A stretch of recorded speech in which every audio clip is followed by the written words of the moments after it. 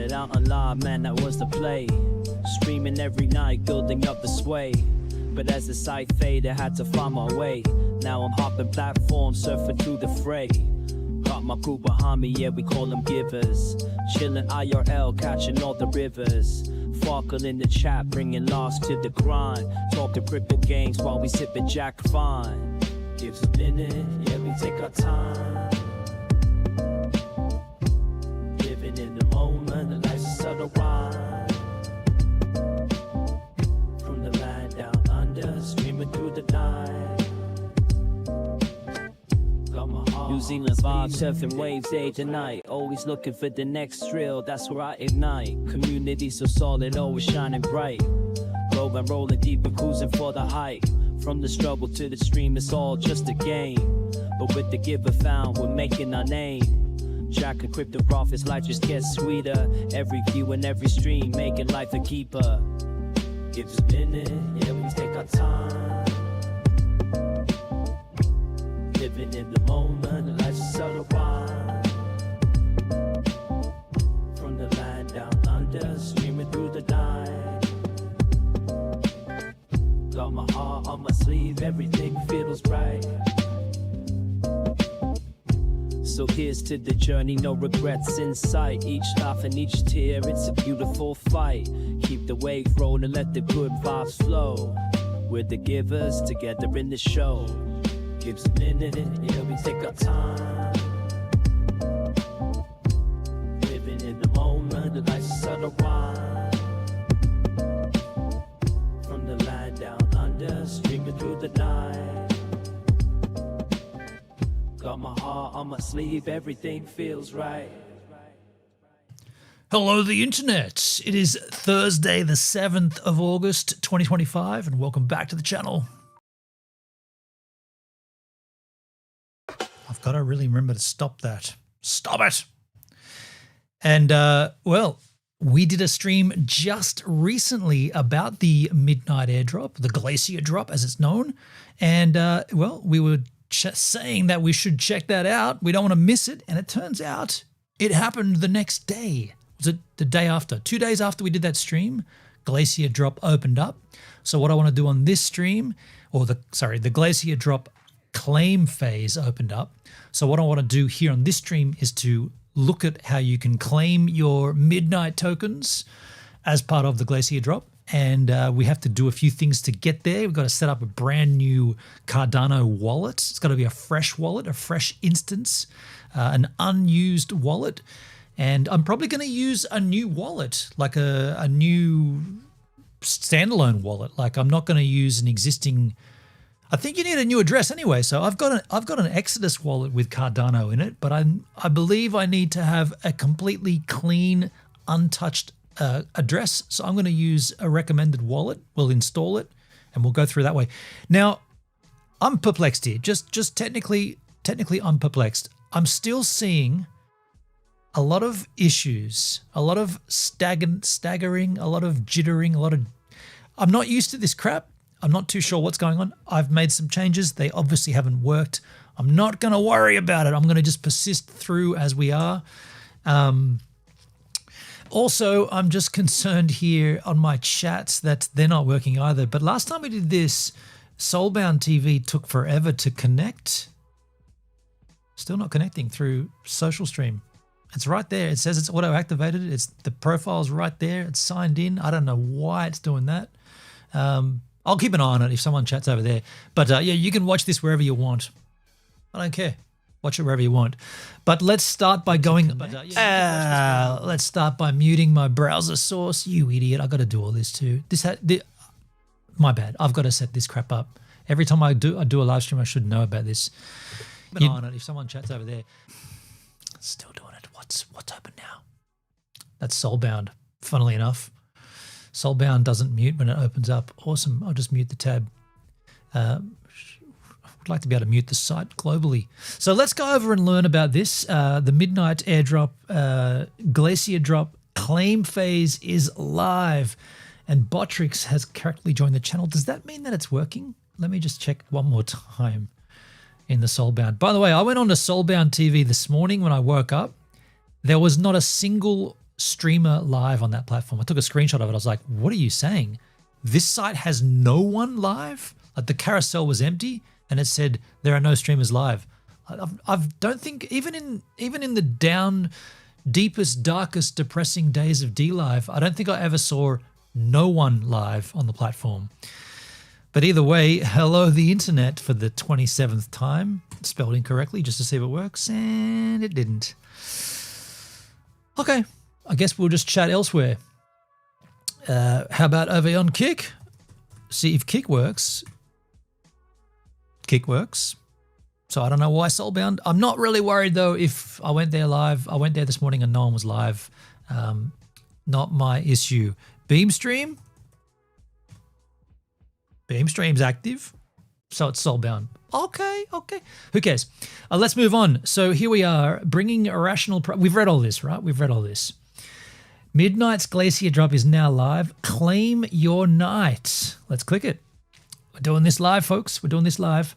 The Glacier drop is now live.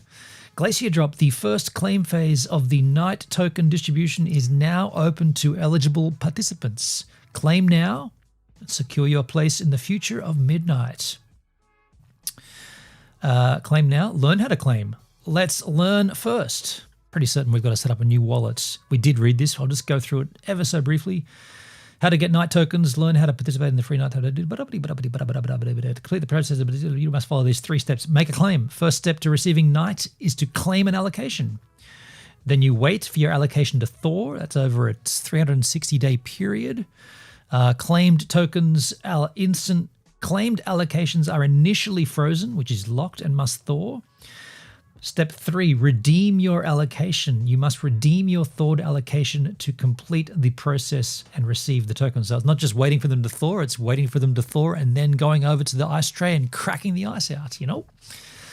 Okay, so phase 1, make a claim. Making a claim requires demonstrating you meet the eligibility criteria for one or more of the 3 claim phases. Glacier drop being number 1, which is open right now. Scavenger mine, which is phase 2, and lost and found, which is phase 3.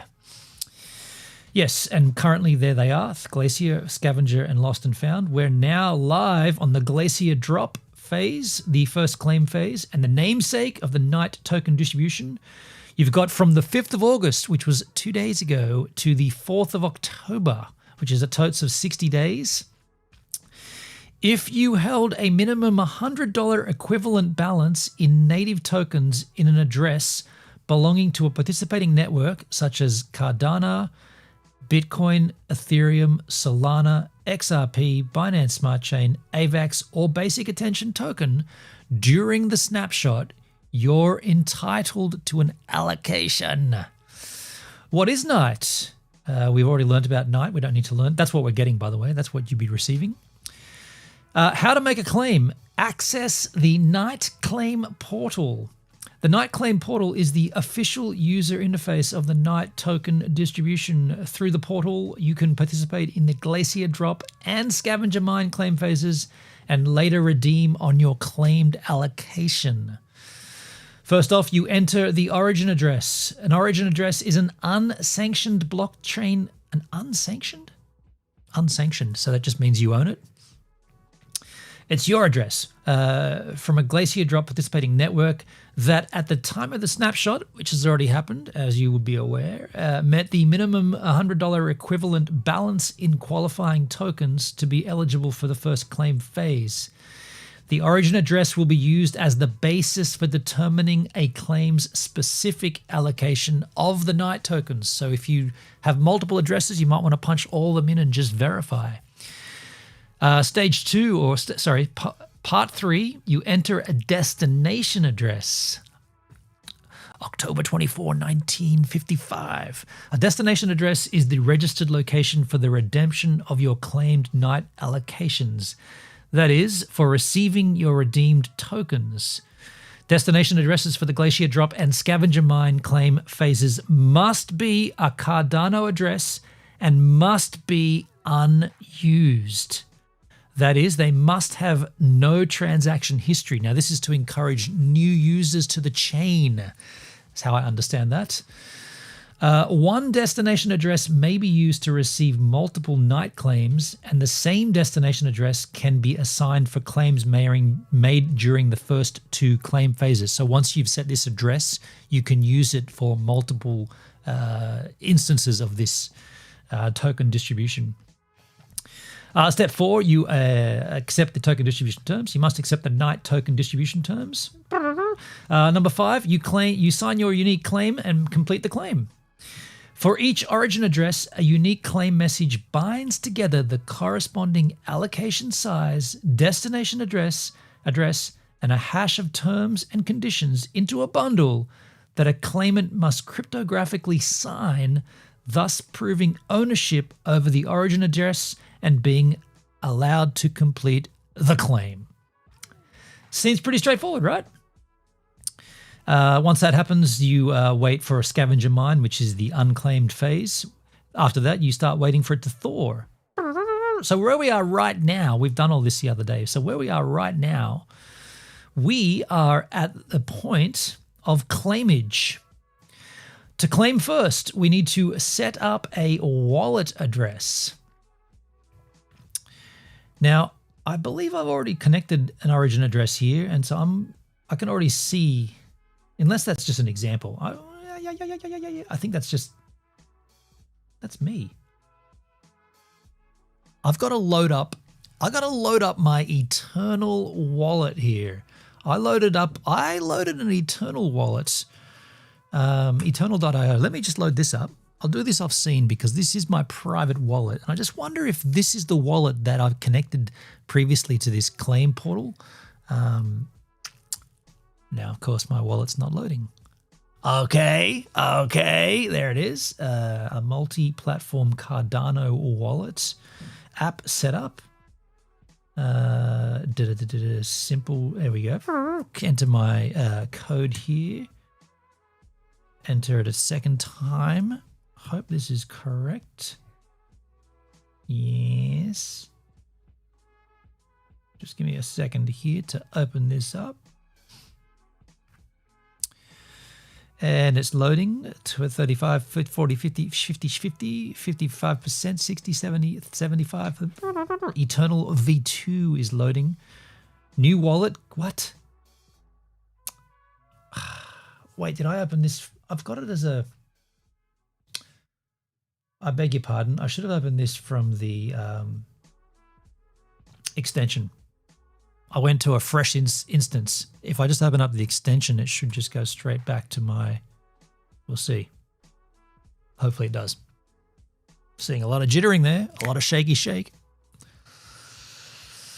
100% has... And there we are. Okay, so we're in my wallet. So I'm just going to confirm this address. You guys don't need to see this. Let me check this wallet address. Where is it showing that? Receive. Starts in ADD. Ends in W9UK0M skins. Ends in W9UK09. Then ends in... Why can't I see the full address here? Do you know what? I think this is just a JPEG, right? Like a little. This isn't part of the website. I haven't claimed anything. I'm just checking this. I haven't claimed anything yet, dude. That's just an image, man. You idiot. You idiot. I haven't done anything because the portal hasn't been open. I was looking at that thinking, when did I claim that? It's not me. It's just an illustration, you wally. Okay, so let's do the claim then.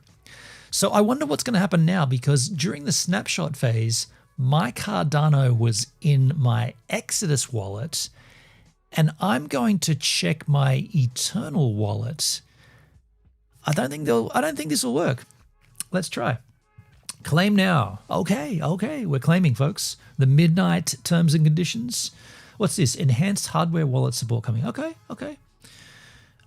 Choose how the claim works. Choose an origin address. Choose a destination address. Actually, we should do that first. We should set up a destination address. So let's find out what wallets. Please see the documentation for the current wallets being supported. Let's open up a fresh wallet for this. Glacier drop wallets and address type compatibility.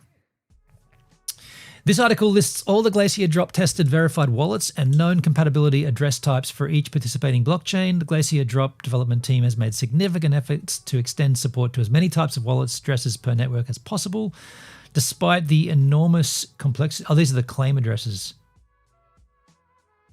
Okay. Well, it doesn't matter. I mean, we can just choose one of these at random.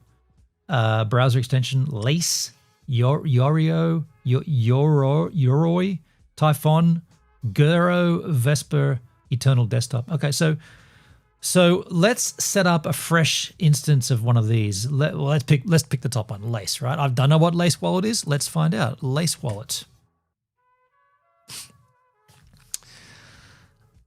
Lace Wallet, the light wallet platform to explore Web3.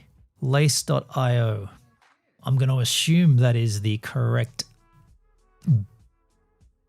URL. I'm going to just double check. Lace.io, FAQ. Lace wallet confusion. What was that noise? Okay, well, we look like we're on the right URL, lace.io.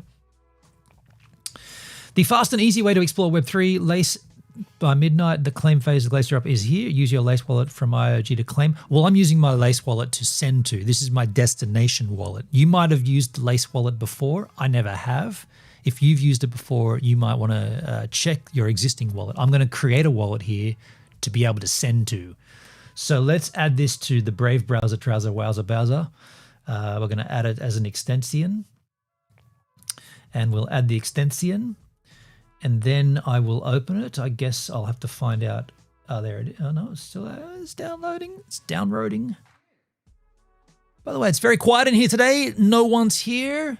You know what? If no one's here, I might just pause this and go and get myself a coffee because I've been live now for 21 minutes and no one said boo in the chat. So I'm going to get myself a coffee, enjoy some surfing.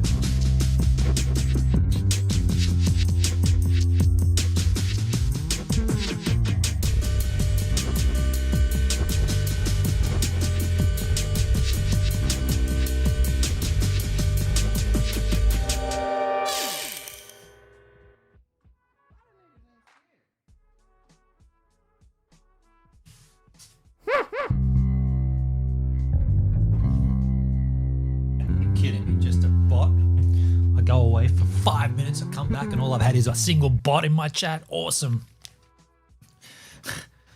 Best viewers on streamboo.com, whatever. So anyway, I got myself a coffee and Lace has been added to Brave. I'll just sign into Lace. This is the first time. So where are my extensions? Manage extensions or pin Lace. You can't see this. I'm just going to open it up because this is the first time. Actually, I can open it. I can show you here. I've never opened Lace before. Lace opens up its own website. The Chrome extension. So I got to open up a new wallet here. So I'm going to create a new wallet. Oh, I better do this off scene here because it's going to give me my seed phrases and whatnot. And I do not want that stuff to be streamed to the internet machine. So let me just open up what are we doing here? Choose a recovery method. Start by choosing a recovery method for your new wallet. It uses a backup recovery phrase. Okay, I'll take that. Okay.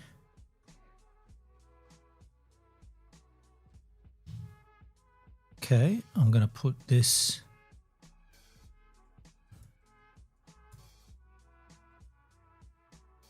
Okay.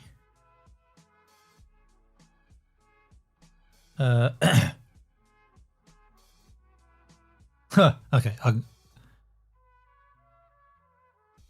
Okay. Give me a second here. This is going to take a little while. I should have done this while I was off before. Okay. I've got to type in 24 words here.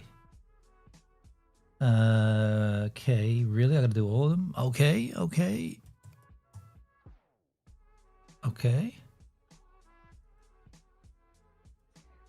Wow, it auto fills them?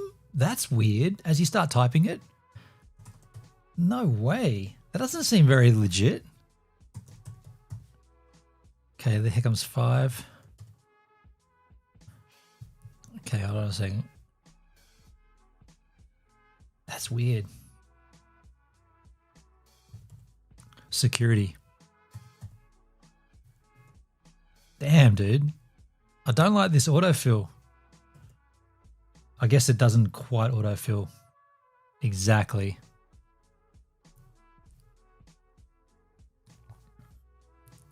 This is when I'm hoping I type correctly. Again, a reminder, all we're doing here is creating a destination wallet. You need a fresh Cardano wallet that hasn't been used. And I'm losing my mind here.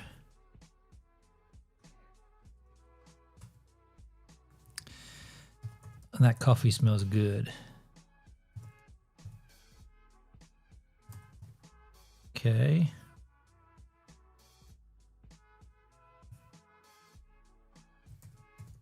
Okay. You will have to do this too. So don't think I'm just being a boring streamer here to nobody. You'll also have to do this if you set this up.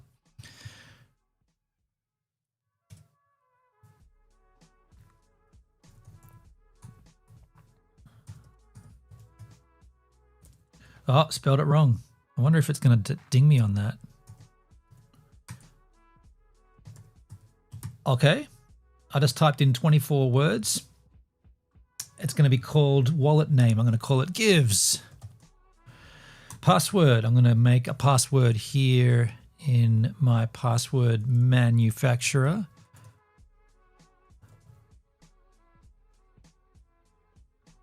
Okay. Confirm password. Open wallet. Here we go. The wallet is now opening. It should open it up in the extension. Okay, it didn't. It just opened it. I guess it opens up though. The extension prompts the website. I thought the extension would just be a little like here, probably coming up. Yeah, here we go. Discover the midnight token distribution. Remind me later. Actually, I don't need to be. I'm doing this outside the website anyway. Hang on. What? Okay, so it's going to bump us out to midnight.gd. So we're already on that website anyway. So now we have a fresh Cardano wallet with nothing in it, no transaction history. So we have an address. If we were to send to, this is the address. Starts in ADDR. This is the address that we are going to be receiving our midnight allocation. So that's all we needed. So I can essentially just copy or leave that out. That's the address we're sending to. So then let's go back to the claim phase and claim now at the top of this button, this web. And we're going to be punching in a few different addresses here. First of all, I'm going to try my Exodus address. Actually, that'll be oh shit. I forgot about that. That's got Bitcoin. Okay. Well, this is going to be interesting. Claim now. Start a new claim. So we're going to hit this button here, starting a new claim. Clicking that button. Oh, Nalisha. Hello, Nalisha. What a lovely name. And welcome to the stream. You are the first viewer here on the stream today. Pretty quiet out here. Even on Soulbound, it's quiet. No one's chatting. I don't think anyone's chatting. No one's chatting at all to me. I don't stream enough anymore. My consistency is up the wazoo and people go, no, we don't like that. Anyway, first tell us the chain. It's going to be the Bitcoin chain. Confirm the network. Now tell us where your tokens were. Next tell us where you hold your tokens. I hold them in a browser wallet. And it's called Exodus. And I'm going to... Okay. Not going to let me connect the wallet there. Okay, but then you can do a manual address. I want to enter a manual address. Hey, Gaming Horse, how you doing? Over on Partai. How you doing, man? Partai.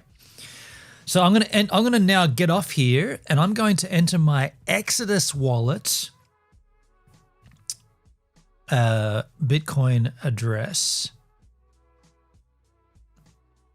And I'm going to just punch this in and I'm going to just see what happens here. Starts with BC1, of course. Now I'm keeping this off scene so that you guys don't see it because you should keep this sort of stuff private, right? Checking eligibility. No eligible addresses found in your wallet. None of the addresses provided are eligible for an allocation of night. Why not? That's my Bitcoin address. It's in Exodus. Why would that not be? And I've had that for well over a year. Why would that not be eligible? Why would that not be eligible? No eligible... Look, this is what it comes up as. No eligible addresses found in your wallet. How is eligibility determined? That's what I want to know. What are the eligibility criteria? For the first claim phase of Glacier Drop, claimants who had control over the private keys of an unsanctioned blockchain address holding a minimum balance of the equivalent of $100 or more in eligible tokens, which I have, Bitcoin. I have more than $100 of Bitcoin. I have that in my own Exodus wallet. I've had it for well over a year. I've had it for a number of years. Wow. Based on a random historical snapshot of each will be eligible to... Why is it not... What? Why is it not happening? Where was this wallet thing? Please see the hardware wallet list.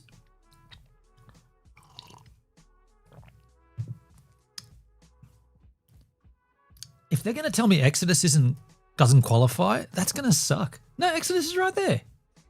But it's a browser extension.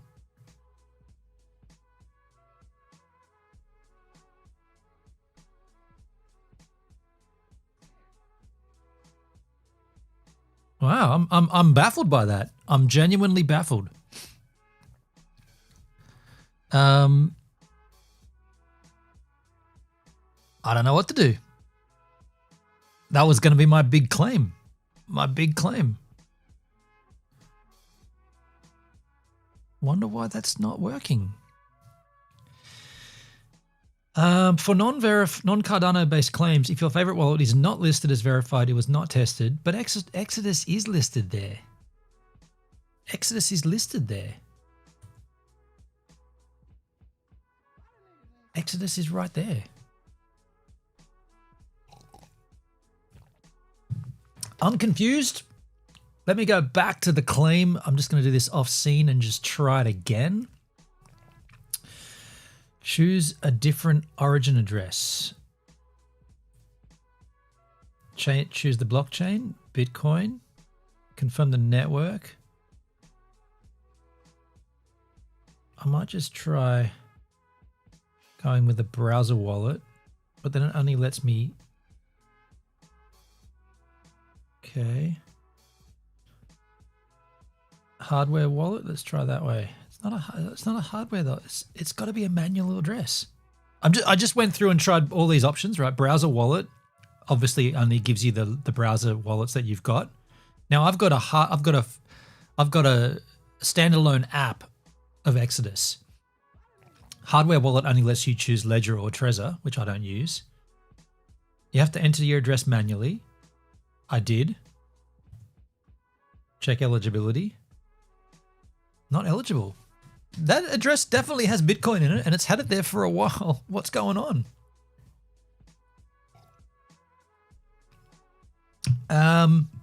All right. Well, I guess I'm going to tweet that out. Why would that not work? Midnight airdrop. Let's move right along and try a different wallet here. See, that's got Ethereum in it as well. Fuck, that's annoying. Okay, well, look, here's MetaMask. Okay, I'll get off scene here just a second. I'll open up my MetaMask. Let's unlock MetaMask with a password. MetaMask is opened. Now, if I start over here, and I'll just choose the Ethereum network, and it's a browser wallet. Hang on, enhanced hardware wallet support coming. Please see the support. We've already checked that though. Here comes MetaMask. We'll just check this wallet. We'll have to confirm it up here. It won't cost any network fee or anything. It's just an acceptance to read the wallet.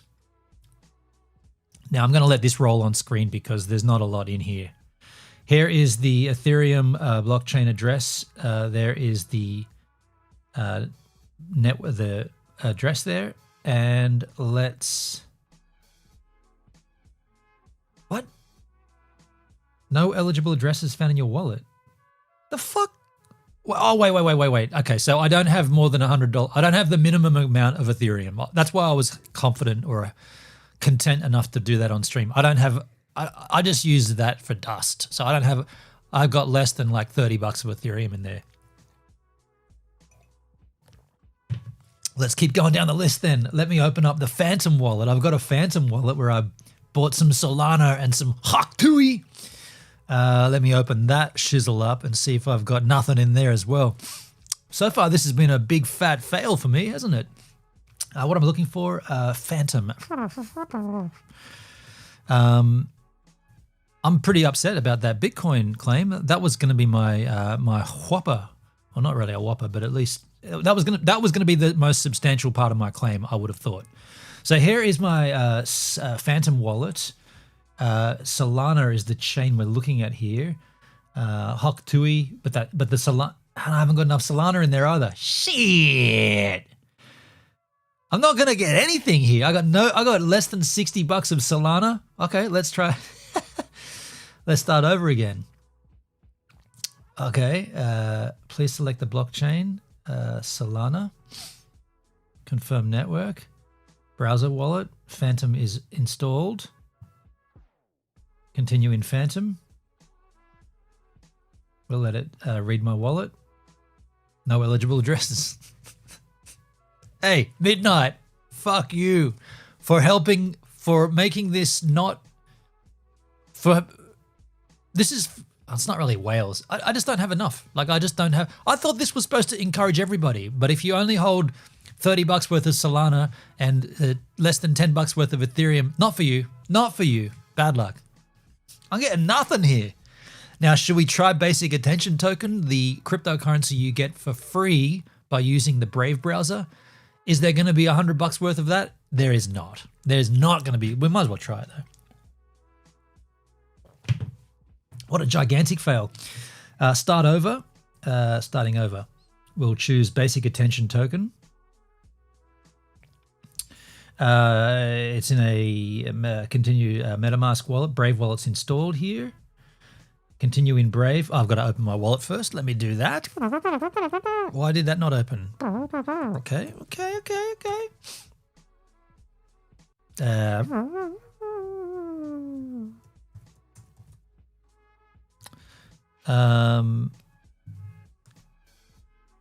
Give me 1 second here. Okay, what do I need here? A password. Stroke of luck. Ah, okay, hold on a second.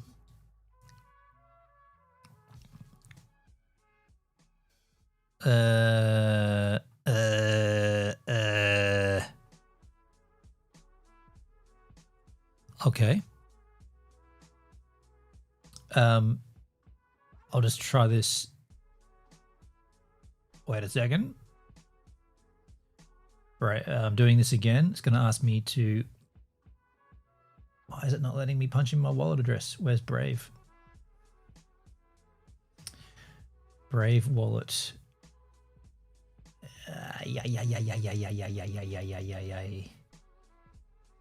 There we go. Unlock wallet. Okay, so...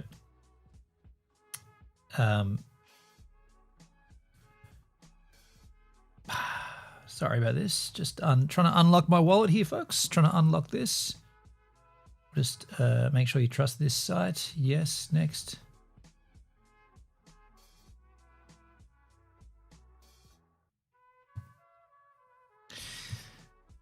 Okay, checking eligibility. Not eligible. No eligible addresses because I've got Basic Attention. How much have I got in there? And by the way, I don't even keep it in here. I keep it in the Uphold wallet. There's 85 cents worth. 85 cents is not close to $100.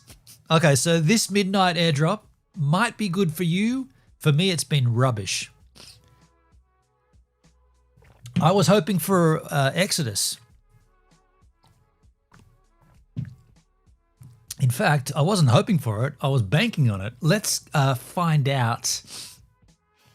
Let's find out if there's any information. No, it won't be. Well, ChatGPT in the free version doesn't pull in current day crap, does it? Let's just check anyway whilst we're here. Is the Exodus standalone wallet, part of the midnight Glacier drop?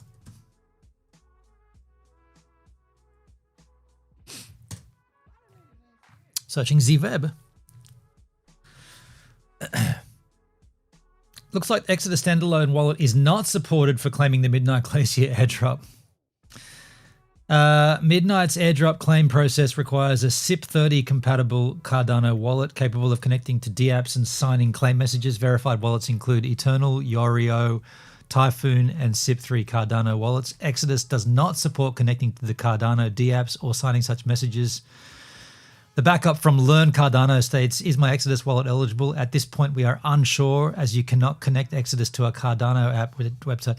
Can I also say that I'll just make this point super clear. When I began my crypto journey, Exodus wallet was the one that all the hexagons, right? When the hexagons came into my channel and flooded me with hex your life up, all hex to the moon, all that stuff, they recommended I get the Exodus wallet. I did.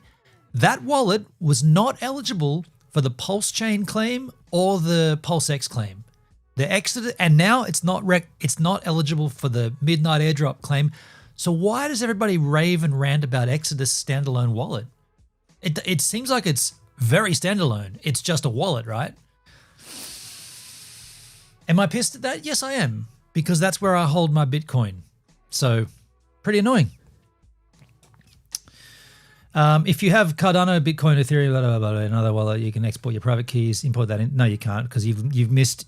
If you did all this, you're just wasting your own. If you do what this is telling you to do right now, you're wasting money because you need to pay for a transaction to send to a different wallet, and the claim and the snapshot phase has already been taken place. The snapshot was June 11, right there. Midnight snapshot eligibility was based on holding at least $100 worth of these tokens on June 11, which I do hold in a self-custody wallet called Exodus, but that's not good enough for Cardano.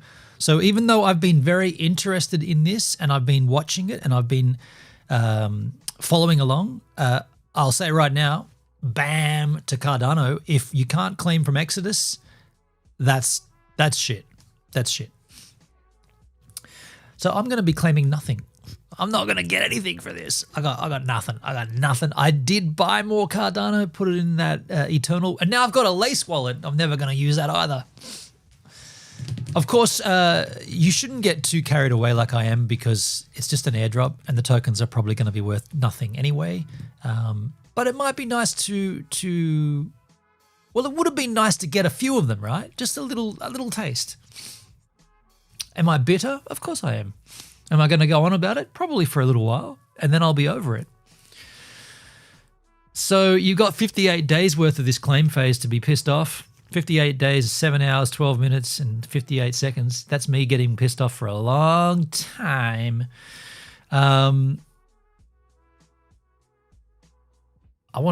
let's learn about the scavenger. Can I get in on the scavenger claim? Because obviously I can't claim any of this. Let's learn about the scavenger claim. When did that open? You suck, Cardano. For that you suck. Scavenger mine. Let's learn about this. During this phase, 100% of the unclaimed tokens. So if people forget within the 60-day period they don't claim, these are unclaimed tokens. They will be processed and apportioned. The fuck does that word mean? Apportioned. I mean, I know it means distributed, but why would they use that word? What? Lookup shows personalized suggestions. Just do it, man. Tell me what you're doing. Voting power will be apportioned according to contribution. Divide up and share out. In my household, domestic work is not apportioned equally between partners. You should move house. So it's going to be distributed between participants, core network constituents. That's the foundation, the TGE, the reserve, and third claim phase. So I'm not going to get those as well. I'm not going to get anything here, dudes. I got nothing in my chat. And by the way, Gaming Horse 9PJ, I'm a bit fed up of you coming into party always with that emote and never saying anything. I'm in a bad mood right now, and you come into my chat and always do that, and I always give you a nice warm welcome, and you never say shit. So don't come into my chat again. Don't come in here, dude. I've got no one in here, and you came in with a little emote, and I thought maybe there's someone here to talk, and then you didn't respond, so don't come again. Take that. Go on, take it.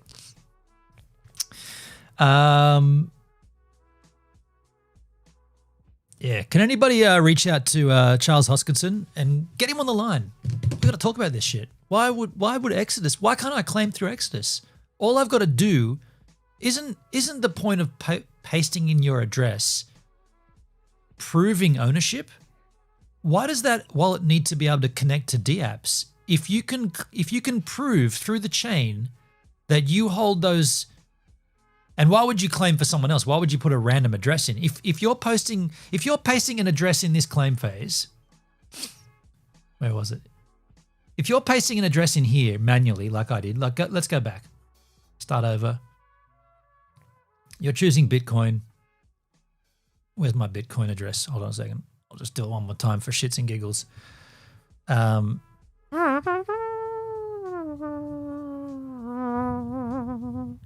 Where is it? Where's my receiving address? Okay, hold on a second. Okay, so if you're over here and you're pasting in a Bitcoin address here for this claim, right? You're confirming the network. You're going to use a manual address. The point of this step, the whole point of this step is to prove ownership, right? So if you're pasting in an address here like I am, that is assuming, or that assumes that you are the owner of that address. Why would you want to claim for someone else unless you've got a friend, a partner, or someone that you think they should get this? You'd paste their address in. But generally, this field is to claim ownership or to prove ownership of Bitcoin. Hey, Netskis, how you doing? So when you paste an address in there, why does that wallet need to be able to connect to DApps and the Cardano SIP30 chain or whatever that is? Why is that even a thing if all you're doing is proving via the chain that you owned Bitcoin at a certain date, which is what that address with their the back end of their coding, that's what it's doing. It's taking the address, it's going back in time to a certain block, and it's saying, at that particular block, did this person own over $100 worth of Bitcoin? Yes, they did. They're eligible. That's all that's doing. So why would it not be every wallet? You've caught me here, Netskis. I'm extremely pissed off. I have no eligible addresses to claim this midnight airdrop because my wallet of choice is the Exodus wallet standalone version that all the hexagons told me I should use at the beginning of my cryptocurrency journey, and I've been using ever since. Wasn't eligible for the PulseX sacrifice claim, wasn't eligible for the Pulse Chain sacrifice claim. Now it's not eligible for the Midnight claim. Pretty annoying. And I'm just putting a call out to Charles Hoskinson. Get your sweet ass over here and explain why, boy. I've been following this and I've been promoting it and I've been enjoying it, and now I'm just pissed at it, if I'm being brutally honest. So let's move on. There are other things we can be doing with our time. This crypto thing, it's over, right? This crypto journey of mine. I'm just kidding, but I do have other tabs out here. So let's get rid of these tabs. Let's get rid of that. We got some videos to watch. Let's get rid of that. Let's get rid of this. Let's get rid of that. Let's get rid of this. Let's get rid of that. Let's get rid of this. Let's get rid of that. Okay. I don't have Glacier. Netskis. Well, hold on a second, dude. If you own more than $100 worth of Bitcoin, Ethereum, Solana, Cardano, XRP, basic attention token, and you hold them in any wallet other than the Exodus wallet, and you've held them retroactively at least until June 11 this year, you might be eligible, dude. I'm not, because I own the Exodus wallet as well. You might be, though. Get over and have a look, dude. It's all in Exodus. Shit. Do you never learn? You're in Exodus as well? Wait. Let me guess. Did you use that because I used it back in the day and someone told me I should use it, so you also used it? Have I given you a bum steer as well? Damn it. And who do we got to blame for that? The hexagons. Up and to the right? No. Down and to the left. Or down and to the right. Always. Probably, yeah. Do you remember that? I can remember clearly remember. By the way, Netsky, I see you over on you're on Soulbound. It's not coming up here for some reason. I want Soulbound chat to come up. I want it to come up. I'm not eligible for the airdrop, but at least I can get my Soulbound chat to work. Please work. Let me just see if it works. Plaz? Not working, dude. Not working. Turn off auto activate. I'll just sign back in again. I'm already signed in though. Weirdosity. Says I'm not live. Am I not live? No, I'm live on Soulbound. Give me a chat, Skins. No chat there. Okay. I just thought I'd check this. It's not working. On Soulbound, Beam and Kick. Yeah, thanks, Netskis. Yeah, I wish that would work because, actually it doesn't really matter because I'm having such a hard time streaming these days. I don't know. My system is clunky right now. Why is my FaceTime camera on? My little green light on my laptop is on. Why would my FaceTime camera be on? Why would that be on? Who's calling me? Is that why my thing's clunky? Why is my FaceTime camera on? How do I turn that shit off? I haven't got FaceTime open.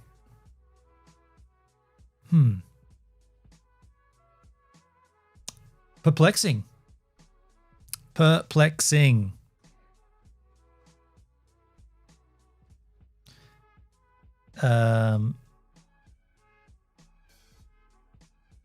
Okay. Yo, Dowski, how you doing, man? Ah, geez, this guy again. You'll get That's gonna be weird. That is gonna be weird. You'll get a kick out of this, dude.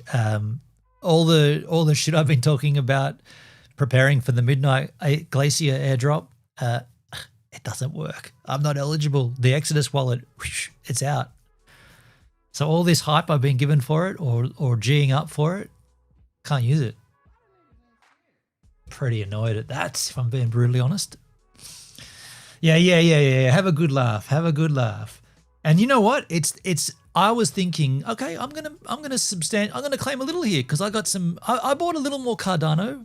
I missed the cutoff for that. I didn't know it was the 11th of June. I bought probably around the 20th of June. Damn it. I moved my Cardano out of my. Oh, it wasn't even worthwhile. The Exodus wallet anyway. Should I check my Eternal wallet? No, it's not. I'm not gonna. The Eternal wallet was set up after the cutoff anyway, so now I've got an Eternal wallet and a Lace wallet, which I'm not going to use. Do you use a crypto tax calculator, Gibbs? I don't want to give any kind of tax information or any guidance here. Do not listen to me. Do not listen to anyone in my chat when it comes to crypto or tax or any. I write this script. Don't listen to any scripts that people write. Don't listen to anybody. Do your own freaking research. And for the life of you, don't use the Exodus wallet like I did. Please don't. Let's change tact here totally and start watching some content here. What is this? The world's biggest RC Boeing 777X. It is? Let's watch this stutter and jump all over the place. Hey everyone, I hope you're doing great. So, I know you guys have been waiting to see the Turbo 7 for a while now. It's been almost 2 months since we uploaded the maiden flight. Since then, the plane went to Mike and his amazing team, and they have been grinding that thing. So the plane is obviously behind that door. It looks amazing, and I can't. How big do you make a model plane? At this point, you might as well just like fly a real plane. Wait for you guys to see it. So before we reveal the plane, I want to say thank you guys so much for subscribing and for supporting this channel and what we're doing here. Last week we hit the 1 million subscribers, and I'm so grateful. Thank you so much, guys. And now it's time to reveal the final.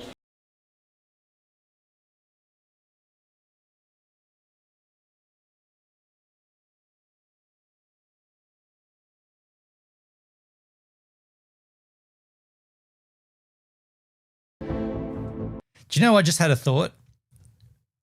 I wonder, and this is going to suck if this is the case, but I wonder if what's causing all of these jittering and encoding overloads is the social stream chat.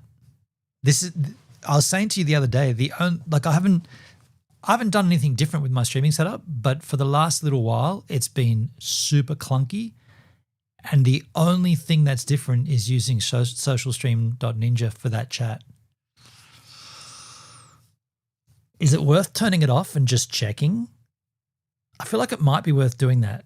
That'll be one way we can actually assess. So it's just Dale and Netskis, and you guys are both in Kick. So how about this?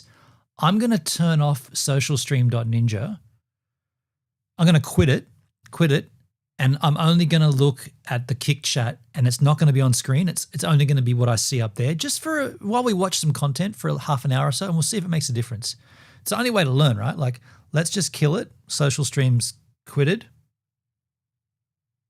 It's quit. It's fully quitted. We'll just check and see. So now I'm only going to be seeing the Kick chat. Let's go on from there. Let's see.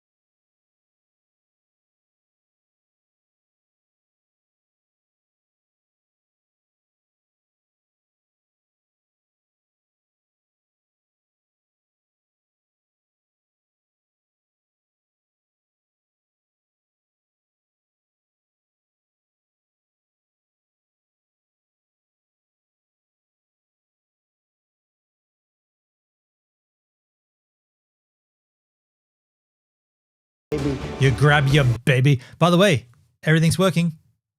I'm just saying, I haven't had a single encode overload. Not one. Socialstream.ninja is quitted. Nothing is, there's no issues. Damn, dude. Have I been messing around with everything else and it's been that one program that's too intense? The stutter is gone fully, dude. Fully. Like I'm Yes. Yes. I'm stoked. I mean, I'm also sad because does that mean we can't use that really rad chat? Or do we have to use the web version of it or something? It's definitely that though. Like we're completely fine right now. I reckon I could even change to 1080 60. Oh, you can't do that during a stream, can you? I'm doing 1080 I'm 1080 30, right? Output. Where's that stream? What appearance? What general? What? Yeah. Oh, wait, I can change it here. No, I can't. Video output is currently active. So, okay. Dude, definitely that. That's what it was.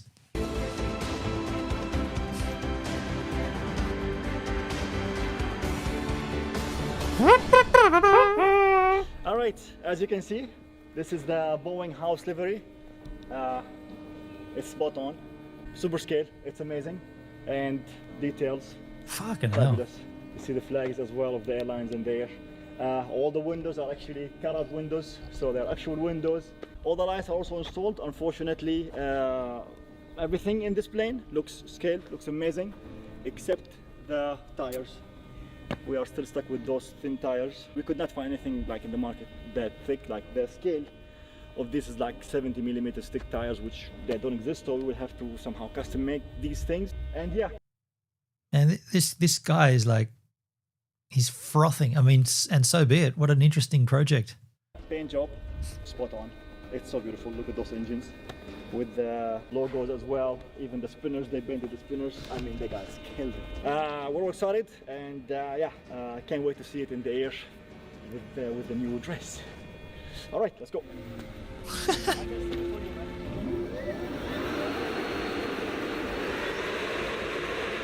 It's bigger than his house, man.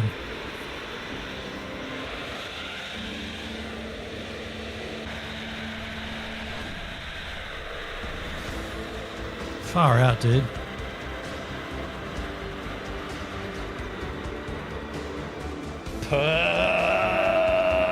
Perfect. Everything's working perfectly.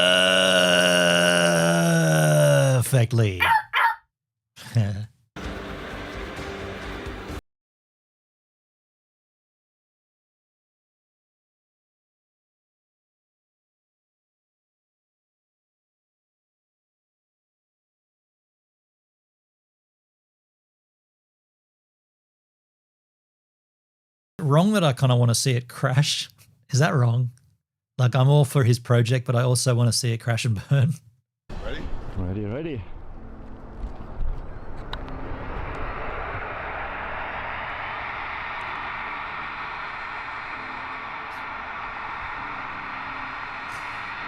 So only 2 fans are making that thing fly? Is that what I'm to understand, Netskis? It's just like, it's a mock engine, but it's just fans? I mean, that probably would be right.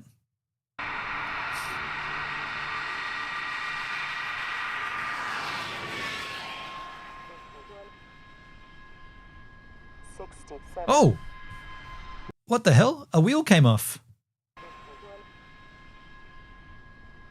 One of the front wheels came off. You see that? Watch the front right-hand wheel. Very front. Off it goes. Was that a tire? Yeah. Or was that rain? I thought that was water. No? 75. 74. Yeah. Dude, are you serious? You built a mock RC plane and you built it this big and didn't put a GoPro in it? You should have cameras all over that thing. We should be getting the POV of that machine. Oh. Flaps up. It's pretty impressive. 75. Gibbs wants my relationship to crash and burn as well. I want your what? Why do I want your relationship to crash and burn, Dale? I never want that. Go, what?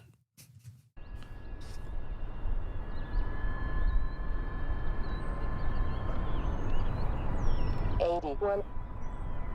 $83. 83. Nose gear is stuck. Uh-oh.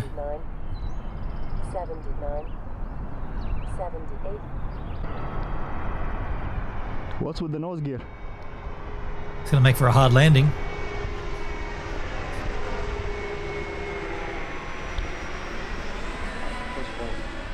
There it is, dude. I knew that they'd have this view. This is the shit.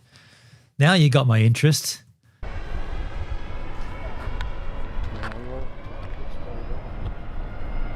Okay, he's trying to cycle the gear.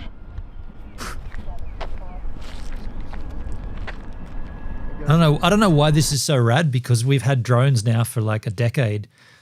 Anyone can fly a drone, but the fact that this is like an RC 747, it makes it a little bit more interesting. Brennan, you kept saying the red flag was how great everything's been. Oh, for you, well, okay, well, yeah, well, that was my that's my sarcastic side. Not sarcastic. I want you to be. This is sick. This is sick. I want you to be. I want it to work for you, Dale.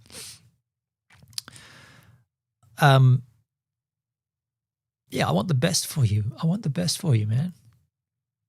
By the way, this is sick. Not having any encode overloads, nothing. There's no problems right now. My stream's perfect, and it was socialstream.ninja. Imagine when I pump that into the Discord and tell old mate that his platform was the only thing that was causing me issues was using that thing.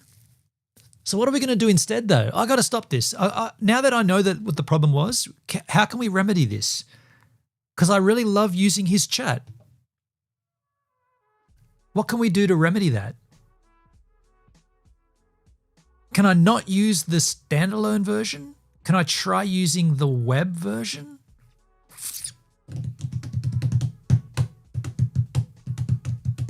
Should I do that on my own time and just continue? Well, let's watch this thing first. Finish this.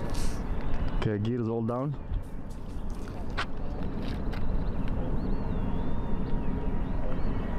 I want to see a hijacking. Can they have a terrorist hijacking on this plane? Is that wrong to think about that? That seems a bit wrong. Should I not have said that? If you did, I won't.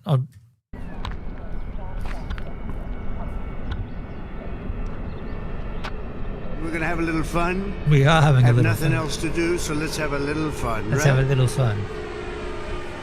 That's the biggest load we've seen. Wow, it's coming in hot. You know what's going on?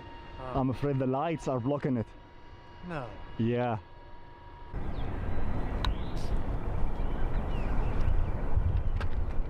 $76. It's coming in hot.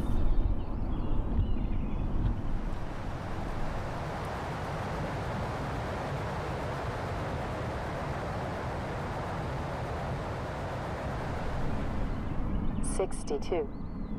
$62. $62. Come on, we want 69. 62. 60. 57. Is that speed, do you reckon? Oh, watch out for that. 52. Whoa! Sorry. All good. Sorry. The pilot just said, sorry about that, folks. We almost crashed and burned. Watch it hit the ground. 52. Sorry. All good. Is she nose heavy? 45. 40. All good. Wow. Is she nose heavy? She's not flare. What did we? Oh, no way, we lost the nose. No way. Look at this thing. Far out. And everybody has to get out on the slide.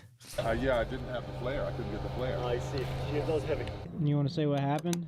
Well, we lost one tire and we bought these lights last night, so they hit the bush rods, so did not retract. Oops. So we have to find a better place for the nose landing lights. One tire is gone, yeah. Now we need to find better tires. These tires are terrible. Terrible. That's why I was stuck. Okay. That might be a little too wide. This is out. This is all cool and fun and all, but if you really want to scale down and do like radio controlled shit, they should make a full airport, you know, with like moving carousels and like passengers arriving and other planes and like moving escalators and like overpriced drinks and expensive lunches. That's if they really want to do this, you know. But then where does it stop? Like, do you have to have a second airport because a plane goes up? It's got to go somewhere. It's got to fly. You got to have like a border. It's got to go over a border and land somewhere. At that point, you might as well just live in the real world. It's easier, right? Okay, these some You bet it's over 100K. I mean, it wouldn't be cheap. The idea of a flying radio controlled plane isn't that expensive, but doing it like as professionally, like the way this looks, it almost looks so legit. That's where the expense would come in, I'd assume. ugly tires right there. By the way, sorry, I'm thinking technically now, and the way I'm still thinking about the chat and how that social stream thing was the problem. And I know I haven't been live very much lately, and you know I know I haven't been here as much, but if I have a stream and there's an issue and we can't work it out, you people need to say to me, Gives, stop for a second, just stop. What has changed? Has there anything changed? Because I know this has not been ongoing now for a few months, and it's been a problem because I haven't been streaming as consistently, so I haven't been worrying about it or even really noticing it. Well, I've noticed it, but I haven't really been trying to fix it, because when I would stream almost daily, like a little while back, maybe a year or so ago, that would have bugged me so much that I would have made sure I figured it out. But because I wasn't here as much, it didn't bother me as much. So if anyone had to come in the chat and said, so what's changed, man? What's different in your setup? I would have eventually, more like quicker than now, I would have come to the realization that this Social Stream Ninja multi-chat is causing the issue. So basically it's all your fault. I'm clear here. It's all your faults. I'm just kidding. Ways just for this flight.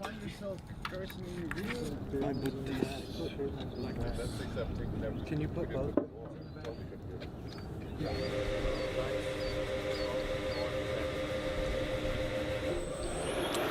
Benon, update. Suki is in Nashville heading back to Michigan.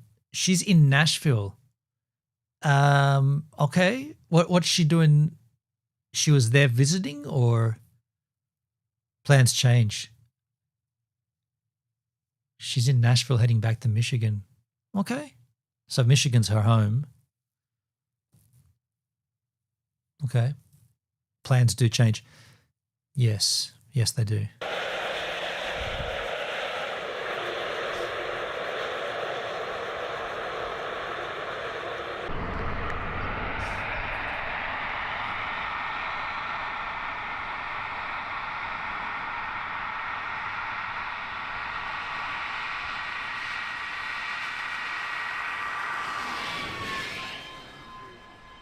Oh, the container home. Yeah, okay. Sorry, I wasn't 73. I wasn't aware that was in another state. I thought that was in her hometown, but that was somewhere else. Okay. Yeah, okay, I see what you're saying. 72. She'll be bummed. She'll be bummed about that. 65. Nice.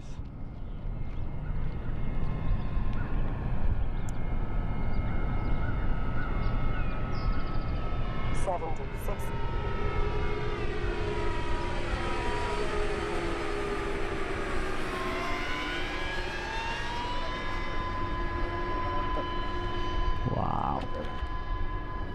It's kind of noisy.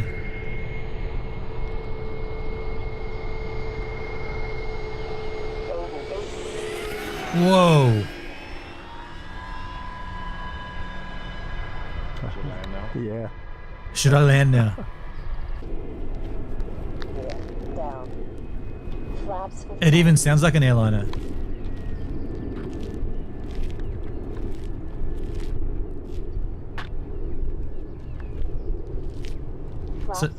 So these dudes are quite wealthy by the look of their castle they live in. 70. 71. 72. 70. 67. 60. The thing is amazing. It's pretty cool. It's pretty cool. 62. 62. 63. Imagine cycling that cycle path and looking up and seeing it. 64. You'd be like, what is that? 63. 63. 64. 64. Do you reckon that's the speed? 4 minutes. 58. 54. 51. 47. 45. Nice. That was a pretty good landing. Wow. So you think more to the back? I do, because I still can't get a good flare. Yeah. Well, let's put 3 there this time and let me see, because that Right. flare was better, but I just want to be able to get a really good flare coming in. Right. Yeah, I mean, we should have not moved the batteries at all, right? I think that would have been better. Yeah. So we should have actually kept everything as is. Imagine 2 of them, fighter planes. Yo, Hendrik, how you doing? Does that mean it has a reverse thrust? Yeah, interesting. I mean, it had the louvers or the levers to slow the airflow and bring the nose up. We want so much nose weight, we were starting to get programmed to it. Yeah, but it's just, in coming in, it should be flaring like this all the way in. Until it gets to the ground, it should be nose up like this. I can't get that at all. And then at the last minute, and I'm going faster than I was the first time. I'm landing like 10 miles an hour faster. Right. Yeah. And it just dropped. Last second, the elevator just gave up. Yeah. And I got full elevator. Pull out. What happened? So because of the paint, so there were like so much weight on the tail, so we had to move the batteries forward. But apparently I moved them a bit too much forward. So first flight was a bit nose heavy. Now we moved them back. It's better. Still we need to move them back a bit. But she's fine. She's amazing. Just need to fix that. This is why it's important to always sit in your assigned seat when you fly. They factor in the weights. I'm actually being serious about that. They do. It's often why if you're taking a flight and you notice there's heaps of vacant seats, if you ask the hostess or the cabin crew, you say, "Hey, can I move to another seat?" They'll often tell you, "You definitely can, but wait until we take off first. And when we land, please sit back in your first seat." They factor all that in. That's true, Ben. Yeah, I remember talking to someone about that.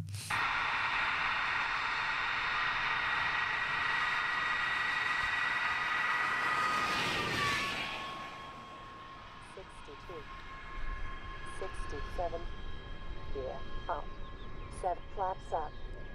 71. 86.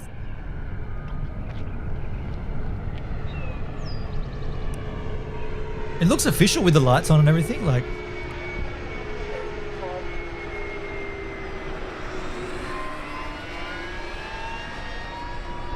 they should start spraying comtrails out of it to make it really legit, like just fake comtrails. Even the fuel is accounted for burn rates. Yeah, totes. She's good. 75.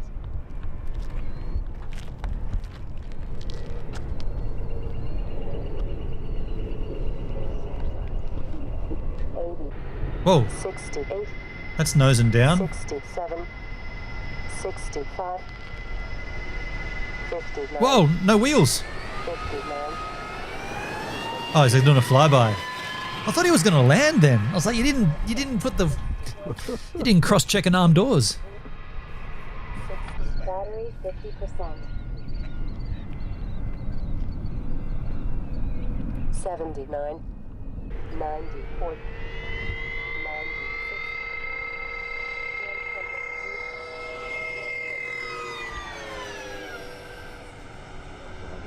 96. Yeah. It's been 4 minutes, 30 seconds. Yeah. We got the 50% alarm already.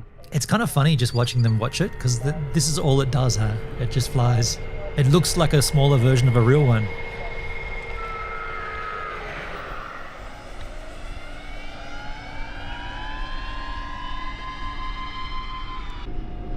Gear down. 80. Flaps full.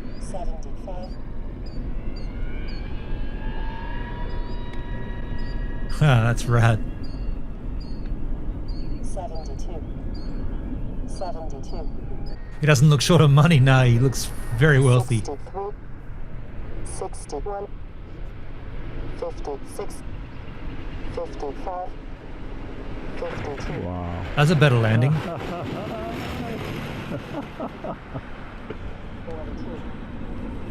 34. Unbelievable. Where's Wow. the clapping, guys? Come on. Are you kidding me? Speechless. This landing, man. That was pretty good. I was just waiting for it. Amazing. Amazing. Now they need to take it up into the clouds, you know, on a rainy day, see if it can really fly. This thing is like, Unbelievable. the wind's gonna pick up. Wow. That's the flare's good now. Yeah. Yeah. The speed was perfect on landing. That was a perfect landing. All right, guys, we're done. We flew it 4 times. Three flights. The first 2 flights, we had some minor issues with the landing gear, but it's all good, all fixed. And these are the guys, Mike and his team. As a child, I always frothed on radio-controlled sailboats. I always thought that was really cool because radio-controlled cars and planes, they all rely on like an engine to spin it, whereas the radio-controlled sailing boats, they rely on wind, and you've got to still be able to sail because you've got to know how to put the sails out. So I always thought that was pretty sweet. I want to sail on a boat, same concept, just lift and thrust. I bet you say that to all the girls.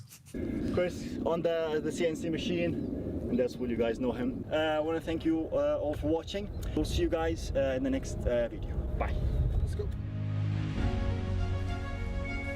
So let's just out of curiosity for this channel, I want to see. This is 2 months ago. Rami RC, have they crashed it? I'm not being a pessimist, but have they crashed it? Crash. Brutal crash 6 years ago.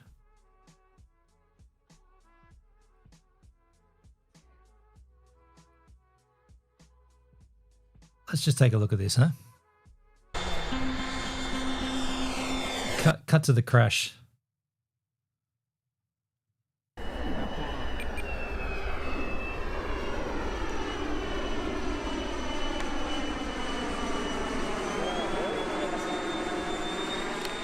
The sound is amazing. Yeah. Okay, the sound is amazing. Is that a crash? Really impressive. Yeah, it's so cool. Great. Absolutely great. Oh! Boy. No. Ah! That's not too steep. Fuck. Oh no. Oh my god. What happened, dude? He just turned it too harsh? Yeah, it's so cool. Great. Absolutely great. Oh boy. No. Ah! That's not too steep. Fuck. Too steep a turn? Damn, dude.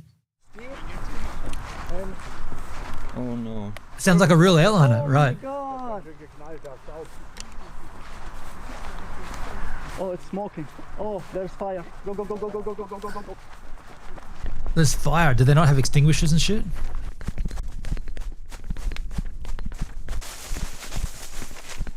I guess there's a real danger here.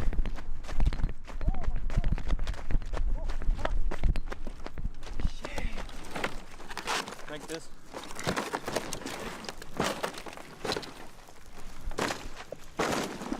What's on?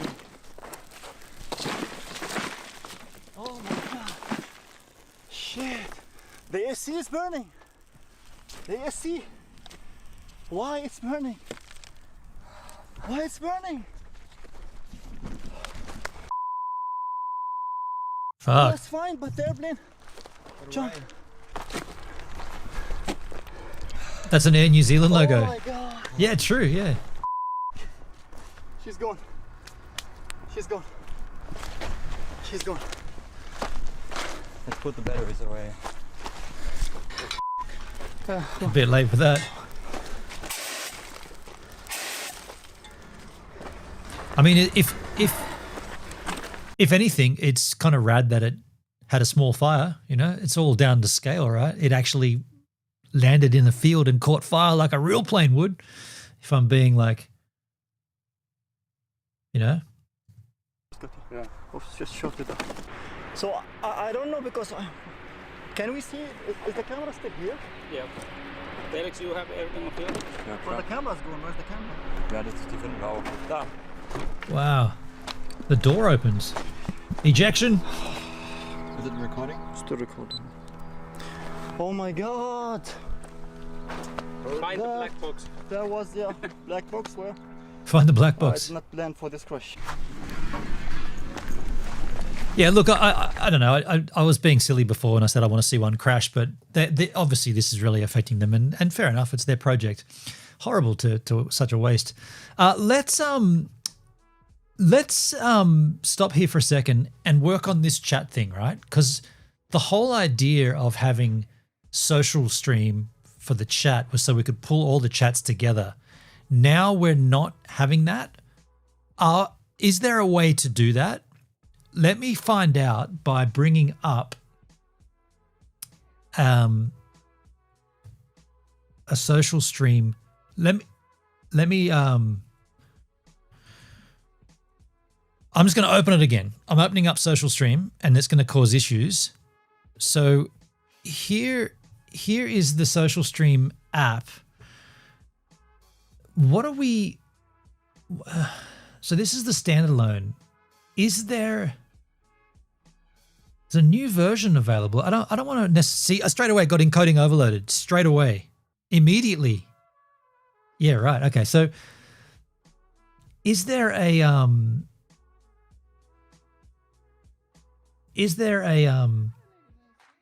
Netsky, why is Beam UniChat not pulling all these chats? Beam UniChat, we turned that off.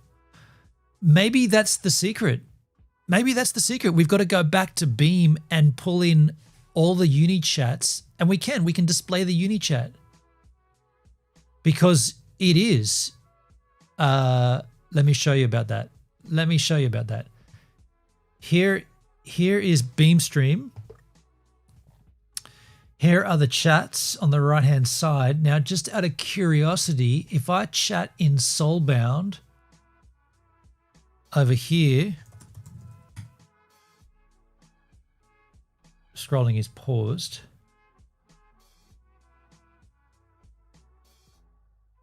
So Soulbound didn't pull in. But hold on a sec. Let's just check this. DLive. I'm gonna chat in DLive and I'm gonna see if it comes up in this. So okay, so to stop confusion, let's turn off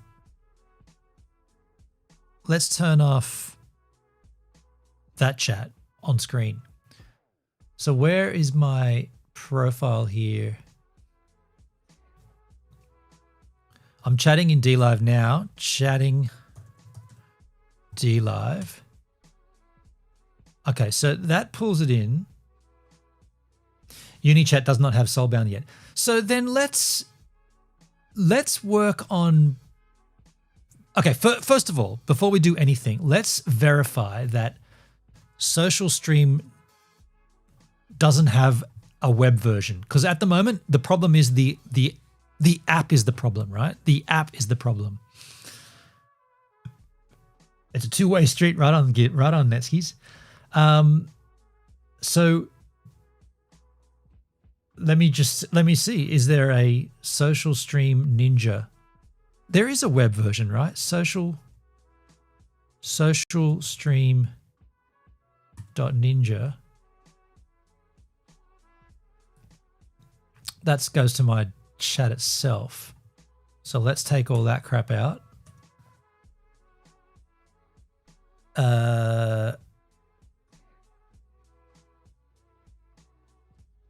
Okay. View guides, socialstream.ninja. Manual, there's a browser extension, manual install. Okay.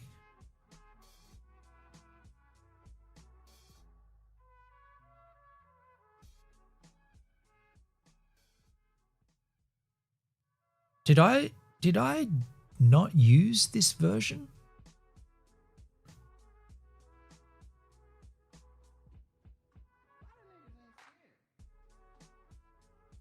In terms of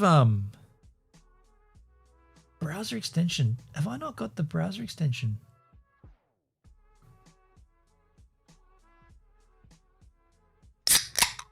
Charles, how you doing, man? Thank you for the beverage.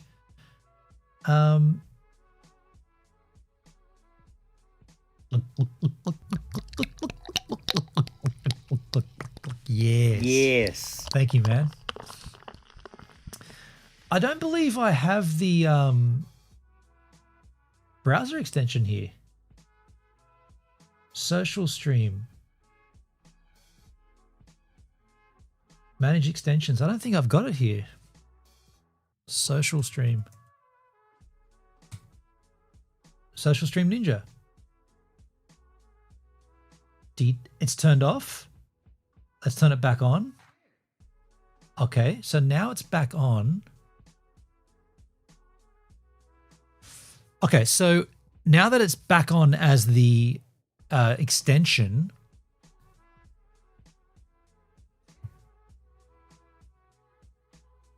let's refresh that trouser.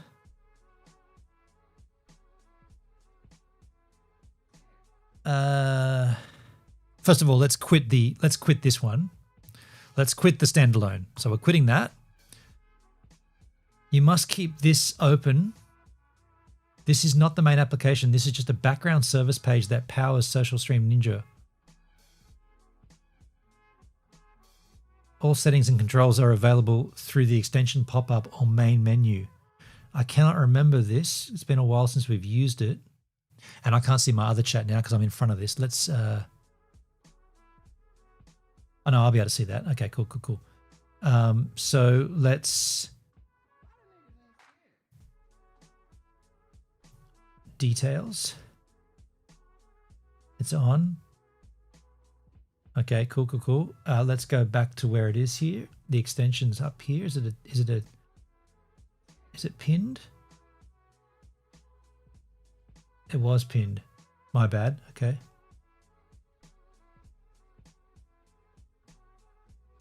Where is it? Extension is disabled. That's right. We disabled it to run the standalone app. So let's re-enable it. The extension is active. Trigger a fake message. Okay, so there's a fake test message. Now, if I turn back on this chat on here, so that fake test came through. So if I chat now just randomly in DLive,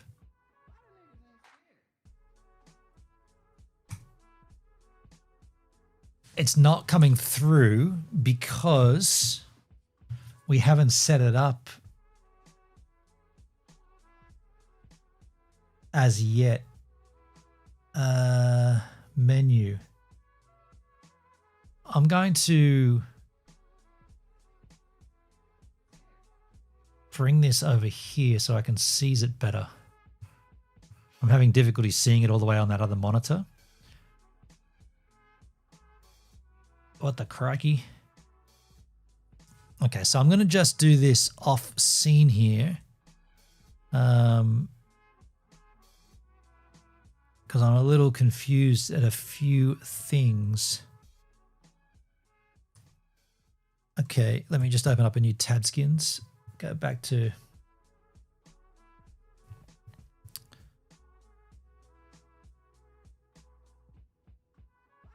Wait a second. Hang on. Why did that not work? Because it worked before when Charles posted in Kick. Can I just post in here? Interesting. That's weird. That is weird because it worked before. Okay, so I'm looking at the fake message works. Menu, mechanics, text to speech, visibility, styling effects, Oh, there was something about the you got to turn off. You got to turn off something, the instance or something. Session options or something. Session ID, something like that. That's right. We needed to change. There was something weird we needed to do. Does anybody remember what that was? There was like, I'm just scrolling through all the options here. There was something that we needed to do.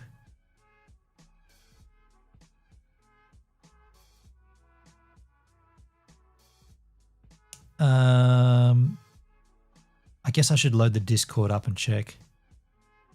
It was like session ID or something. We needed to turn one of them off somewhere. I'll open up the standalone again.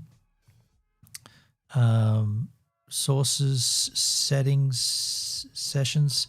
Your session ID is already in use. Disable social stream elsewhere if already in use first, or change your session ID to something unique.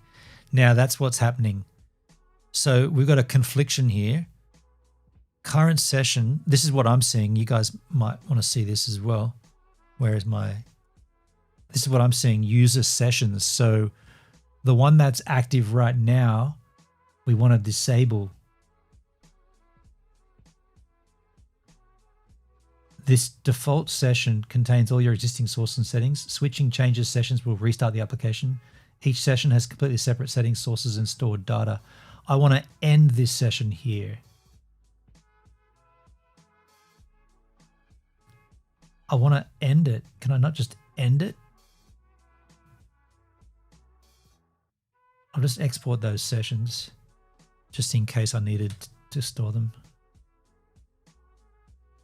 Changing sessions will restart the application. Switching sessions.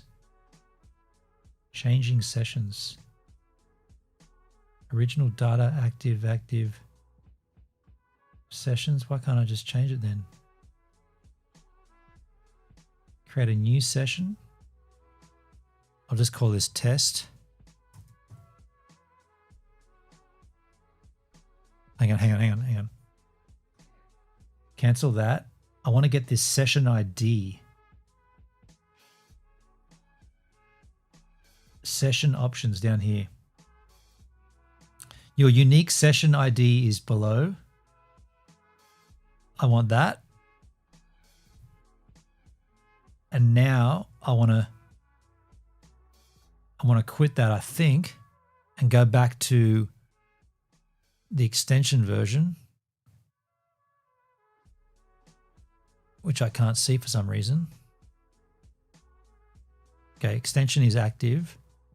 If I trigger a fake text message, that comes up. But now I want to go down to the session options and overwrite this session ID. But it's the same one though. It's the same session. Extension is active. It's the same session. Okay, maybe I've got to change it in here. Video Ninja. What am I looking for? Social stream. Maybe I've got to change it in this one here. Service is disabled. Trigger a fake test message. No new streams found. Cool. That's good. So the session options down here. Session options. It's the same session ID though. Netsky's still here. Good man. Thank you, dude. Over on DLive. Yeah. This session ID. I really need to get a new session ID here. I don't want this session.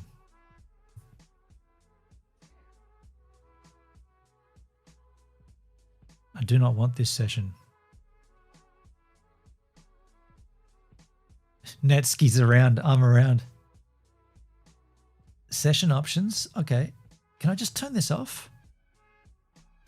Profiles. I'll just save that. Nah. I better save it just in case it's...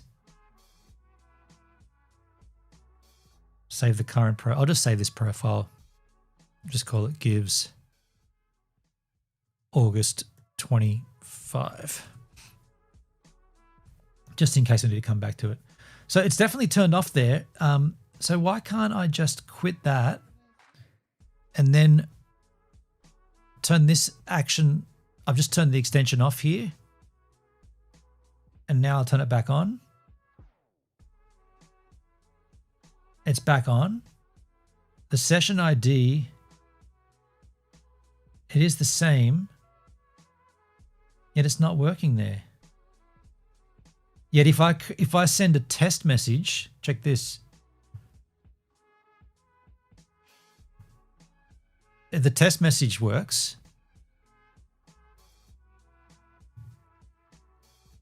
So that's kind of strange.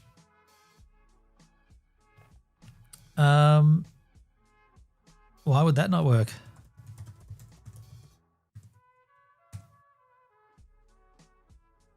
It's definitely not working there, and it's definitely not working on Kick. Nope. Interesting. Shall we quit the extension? Oh, wait. Maybe we've got to reload in OBS. No, but it's working there. Hello there. Hello there. TB, look how beautiful he is in all of his Ranger glory. Can you refresh the session? That's kind of what I was looking for, and I didn't really see... Unless I'm missing it, I didn't really see that anywhere, dude. I didn't see that anywhere. Refresh the session or something. Hide menu bar, make chat, input the full menu bar, overlay messages, message, text to speech, message, visibility, styling, effects, export, host, mod, streambots, VIP. In OBS, you want to try it? Yeah, give me a shot here. But that wouldn't make sense because these test ones are coming up. But I'll try it anyway. I mean, it's worth giving it a shot, right? Okay, so I'll just refresh this trouser properties. Oh, you can do it straight from here, can't you now? Refresh. Trouser refreshed. Unwavering. I'm unwavering. It didn't work. I'm just going through all the options here. Visibility. Okay, all that stuff.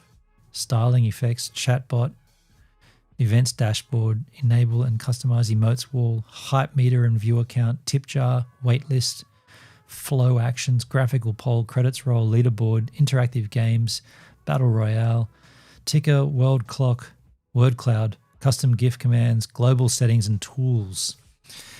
Global settings and tools. I'm a tool. You can capture your WhatsApp chat. I mean the chat browser properties. Try. Yeah, that's what I did. That's what I did do. I refreshed the chat browser properties. And capture Discord, mate. You can do everything in this. Opt out options. Opt out. No. Let's just test YouTube. Test this.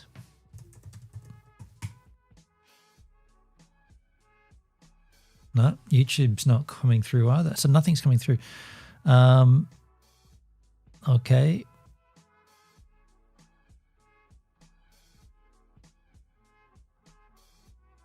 Custom injection. Interesting. Custom injection. I'll just try that on Kick. Custom injection. Inject the current page. I just did a custom injection. I hope you guys have an amazing week. I hope you guys get out there, find a little bit more relevance.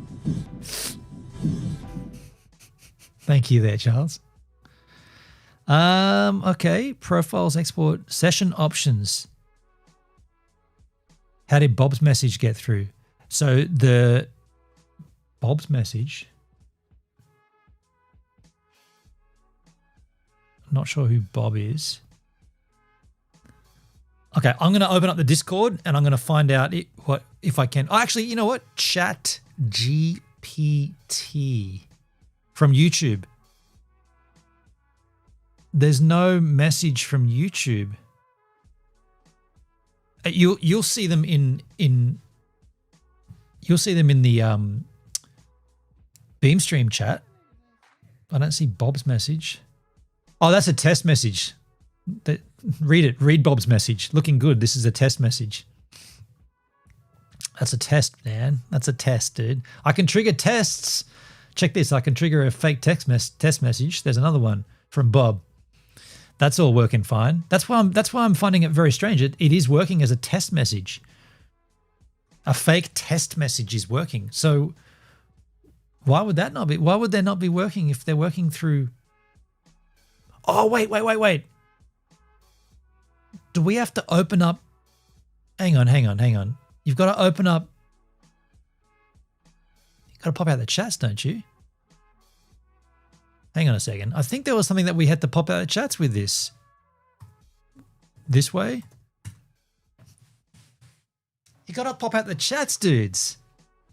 I was completely forgetting to pop out the chats. You idiot.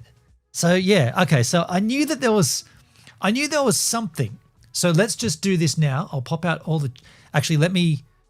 I'm gonna do this after the stream. I'm gonna set up a Stream Deck command that pops out all the chats at the same time. How do I do that though? But if I pop out the chat now, watch this. So I've got a tab here. I'll open up a fresh tab. It's called Streaming. If I open up Streaming, it'll open up all 7 of these sites that I stream on. And then if I go through and pop out all the chats, this is a way to do it. Pop out that chat. Now this will work. That works. Popped out the Beamstream chat. Go to DLive. You can do this in a countdown, like during the countdown phase of the stream. And by the way, there could be some jittering here because of there you go. Doug's working there. Where's the pop-out chat here on DLive? Pop-out chat. Where is it? I can't remember. My channel. Down here. I have to set up these myself. Chat sessions, pop-out chat. And then DLive will work. Bam.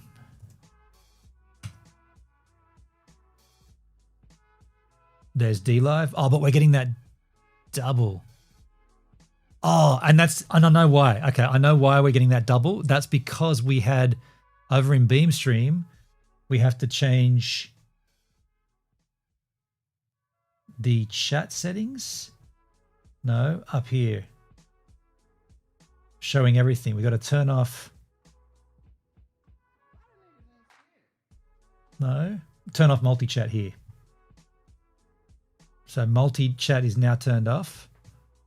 So now, because we're getting doubles up, so we shouldn't get a double here. There's only a single. There's the Beamstream chat in singular form.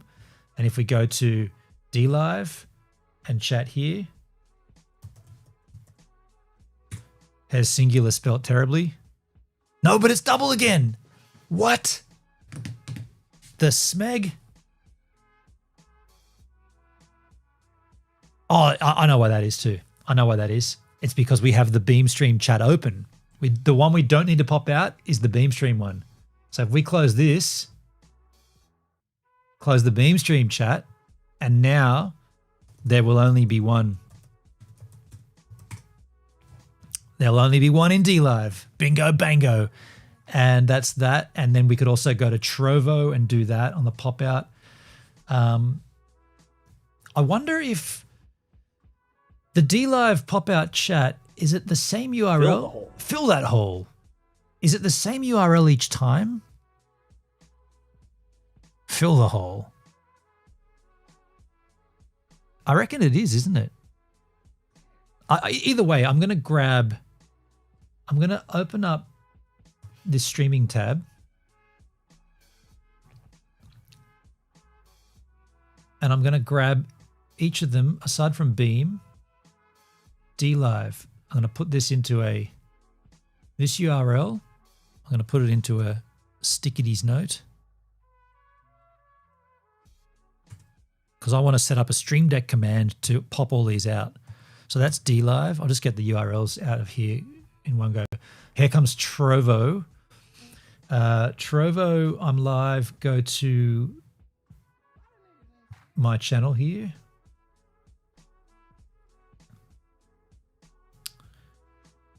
There's my channel. Here is the chat. We got to pop this shizzle out. Room settings. Pop out chat skis. Welcome to the givers. Thank you there. Hello. And there's a Trovo chat. Okay, so that's now popped out. We'll grab that linky poop. So there's Trovo. I wonder if it's the same URL every time. We'll find out. Oh, we didn't grab the YouTube one as well. YouTube's not the same pop-out chat, is it? No, it's not. So it's always different. So the YouTube, I'll just have to, that's a shame. I'll have to do that manually. That's Trovo. Kick chat could be, Kick is being ignored on the stream. At the moment, Doug, I beg your pardon, I hadn't popped that chat out yet. I'll just pop it out now. That's going to be weird. That is going to be weird. Now it should be good. Kick is there. There's Kick. So I'll just grab that URL. Kick is popped out. And then I'll grab, we don't need that social stream dashboard. Every time I drop into the Give stream, he's always working on chat chart. Yeah, Elsa. It's funny, dude. How you doing, man? Hello, partai.com. Partai chat's not popped out yet. So let's pop the chat, the partai pip the pap. Pop the tat, the tit, the toot. There's party poop the pop. And the party chat is pop the poop the pap. Popped. Now we've got a party chat there as well. Let's grab that URL. Pop that over here, skins. So that's Partai. And now Soulbound. The only one that doesn't seem to work. Party poop the pop. Hey, keep it down over there. Give it a minute. Here comes Soulbound. Pop the poop the tip. The tap the poop the pap. Pop the chit the chat. Here's Soulbound. Slip the slop the slap. Ning ning bong. Dang dang dang. Soulbound doesn't work. Soulbound does not work. There's the URL that I needed. So, what? What a beautiful group of people you are. You are good. I wish I looked like you. I wish I looked like you. You beautiful little people. YouTube needs to be manual. So let's work on, let's find out. Okay, we don't need all this crap out anymore. Let's ask the GPT machiner. Where did I put ChatGPT? Can't remember. I can't remember where. Let me just put this out. Mayonnaise! Wow! Who did that over on? Who did that on DLive? Mayonnaise! Wow! Thank you on DLive. What am I looking for? ChatGPT. I just want to ask ChatGPT, is there a way to have a static YouTube And get grabbed like you grab a beautiful little baby. You grab your baby. Is there a way to have a static YouTube chat pop out? So the URL is the same on every stream? There won't be. Unfortunately, YouTube does not provide a static permanent URL for pop-out chat that works across all live streams on a channel. Each stream, including its chat, gets a unique ID. The chat is embodied with We see you gives it a minute. We see you. We see you. We see you, Ethan Klein. We see you. Workarounds. Here are a few potential workarounds. Always go live via a scheduled reusable stream. Stream Now Classic. YouTube Studio allows you to reuse the same stream key.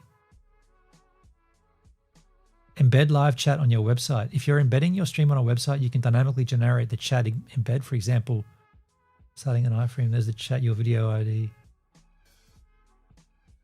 Yes. Mayunas. Wow! Mayunas. Wow! Use the YouTube channel's live link for automation. It does? That only works for the main video page, not for the chat pop-out. What you can't do, you cannot create a chat pop-out URL such as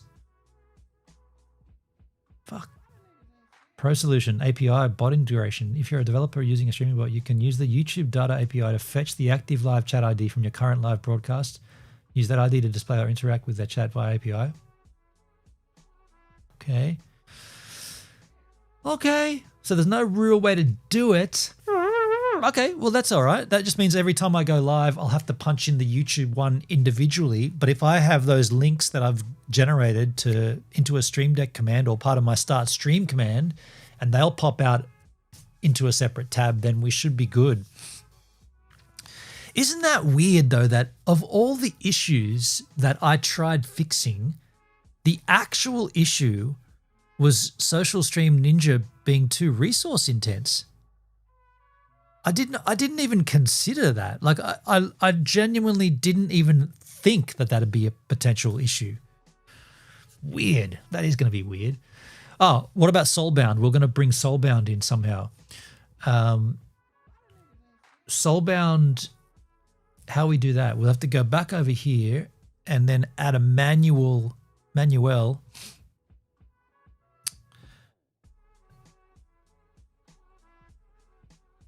All of a sudden, I want a credit card. Does she come with the credit card? Oh, you. Where is okay,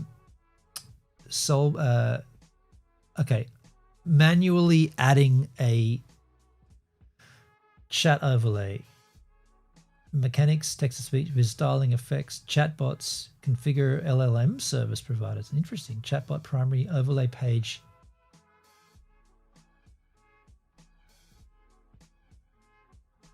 Okay, I got to bring this. I can't see that. I'm going to visit all 6 levels of the mine, explore each of them. I'm going to explore. What are you going to do there, Toothboy? You're going to explore. Explore. I'm going to visit all 6 and I'm going to explore. Okay, I'm just looking for where you add another you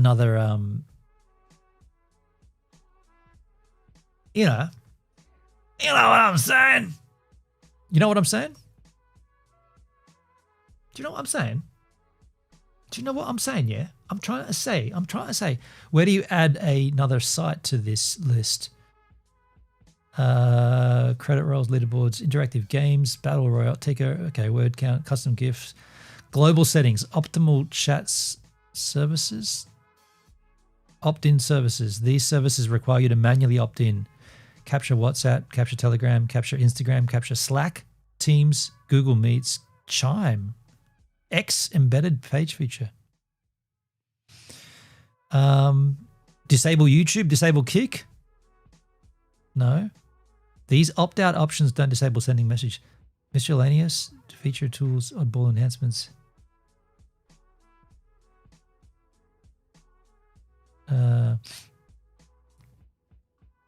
Auto select live chat in YouTube pop out.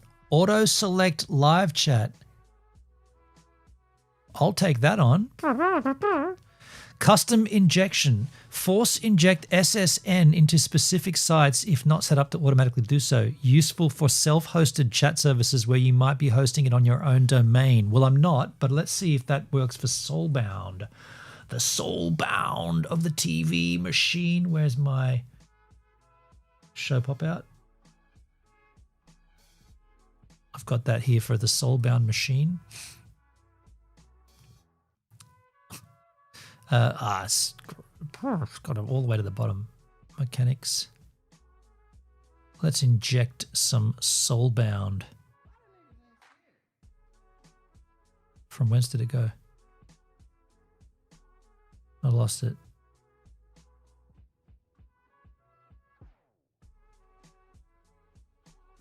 Quick open chat pop-ups.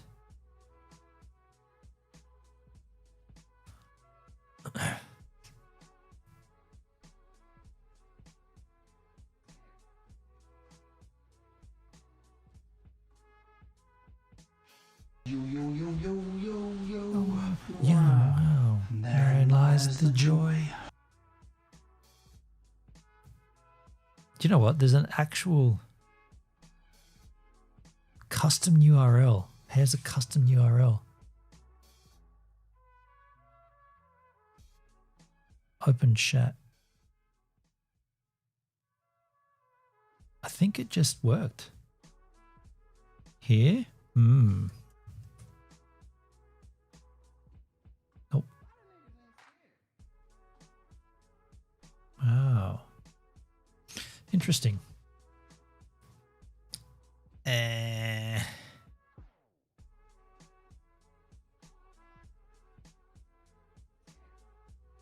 Session options? No.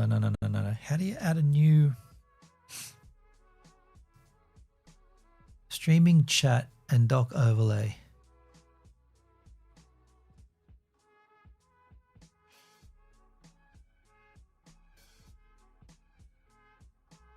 Are you feeling frightened? No. No. No. No. No. Are you feeling frightened? No. No. I should have grabbed that for my no. No. I might change it to Marty. Is that a good idea? Yes. A real good idea? Yes. Yes. Yes, it is.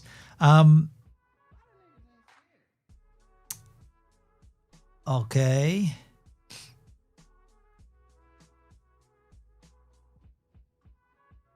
Chatbox primary chat overlay page. Global sensor bot. Chatbot private interface multi-mode AI host co-host.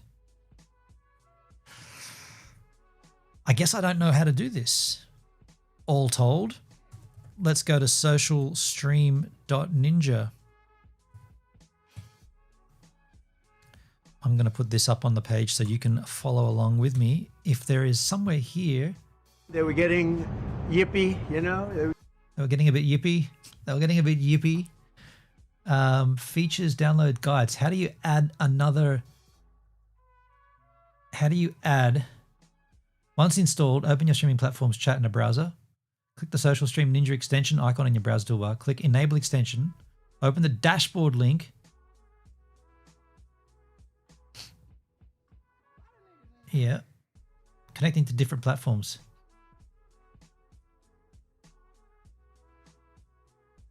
Twitch, okay, Facebook, Discord, Slack, WhatsApp. Customization, browser extension, URL parameters.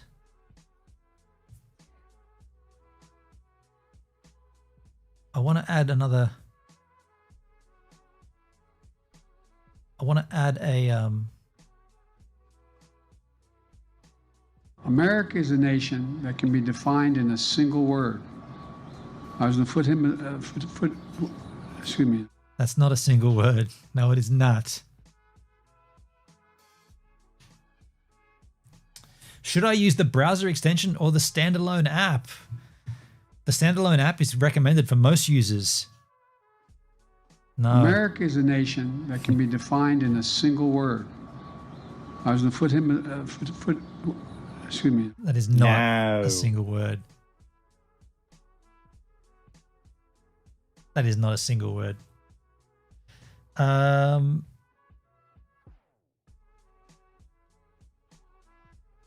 Okay, so I got to know how to just add.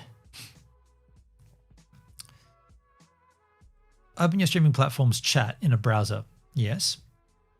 Pop-out chat is there. Click the Social Stream Ninja extension in your. Okay, it's already run. The extension's enabled. Open the dashboard link provided in the extension pop-out. The dashboard link, we don't need that because that's just to get the URL, which we've already got in our streaming platform. But if you did, the dashboard link is right here. So you just need to copy that. Open the overlay link. Yeah. So it should just come up, right? Connecting to different platforms. Social Stream Ninja works well with 100 plus platforms. Here's how to connect to the most popular, YouTube. So it's just giving you the rundown. What about to a site that's not popping up? I want to grab your baby. It's not working. How have we got 66 viewers watching this rubbish? Do you want to move on? I mean, it is working. It's working. And we could easily just go back to grabbing our babies and watching some content. Congratulations, you've been streaming for 2 hours. Thank you. Keep going. Why? Why? I want to open up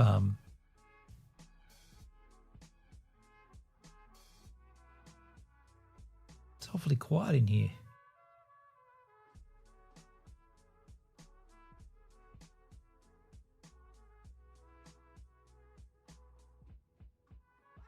Is my chat not working now?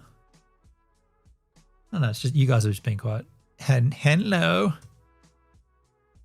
Yeah, it's all working. It's just because I've been an obnoxious streamer and just been faffing around with tech. We're going to have a little fun. I have nothing else to do, so let's have a little fun, right? All right, we're going to have a little fun. I have nothing else to do.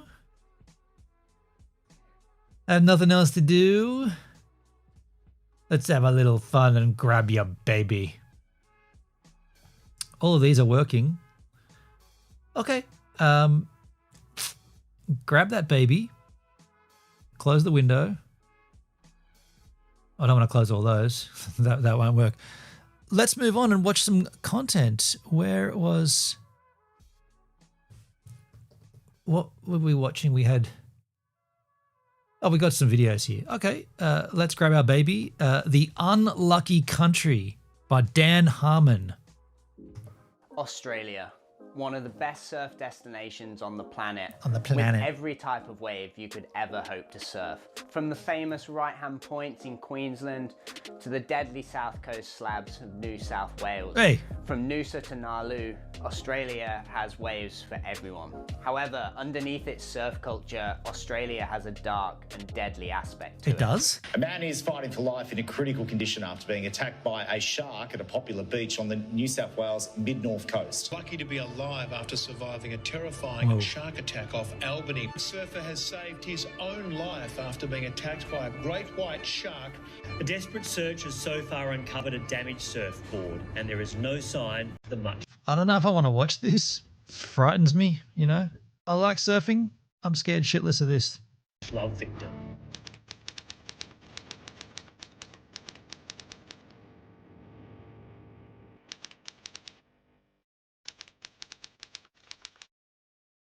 Grab your baby. Now, along the coast of New South Wales, there Stanmore are Park. hundreds and hundreds of different surf spots. Famous waves like Byron, Pass in Byron Bay or Lennox Head just down the coast, but it's also tremendously sharky. Most famously and perhaps shockingly, on July the 23rd, 2024, professional surfer Kai McKenzie lost his leg after being attacked by a shark while surfing near Port Macquarie. And in this particular incident, it was an off-duty police officer that used his dog lead as a tourniquet, which may have even saved his life. Byron Bay, Port Macquarie, Coffs Harbour, basically anywhere you go surfing in New South Wales, there's going to be sharks. Particularly in the northern half of New South Wales, because there you get warmer water sharks that come down from the north and colder water sharks that come up from the south, like great whites coming from the south and sort of bull sharks, tiger sharks from the north. So you kind of have that mix right on that easterly point of New South Wales. You know, most notoriously you've got Ballina, which is one of the beaches most responsible for attacks in Australia. Probably the sharkiest place in New South Wales. Sharkiest. The sharkiest place. Just one beach to have that many attacks is pretty crazy.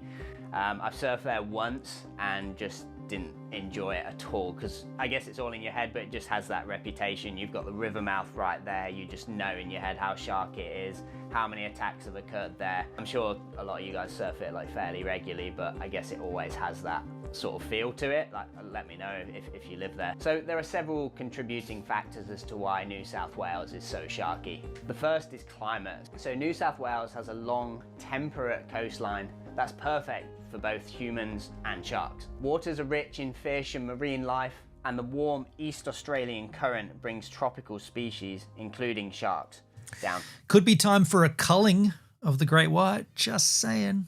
South.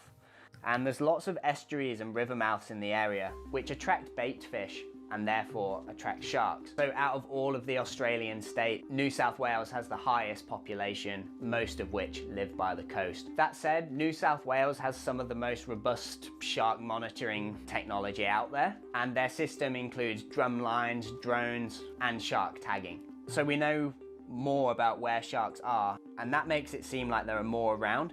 So it's not necessarily that there are more sharks than in other places, it's just they're more monitored. And New South Wales, it's just a mix of perfect shark habitat, lots of people, and lots of tech to monitor sharks.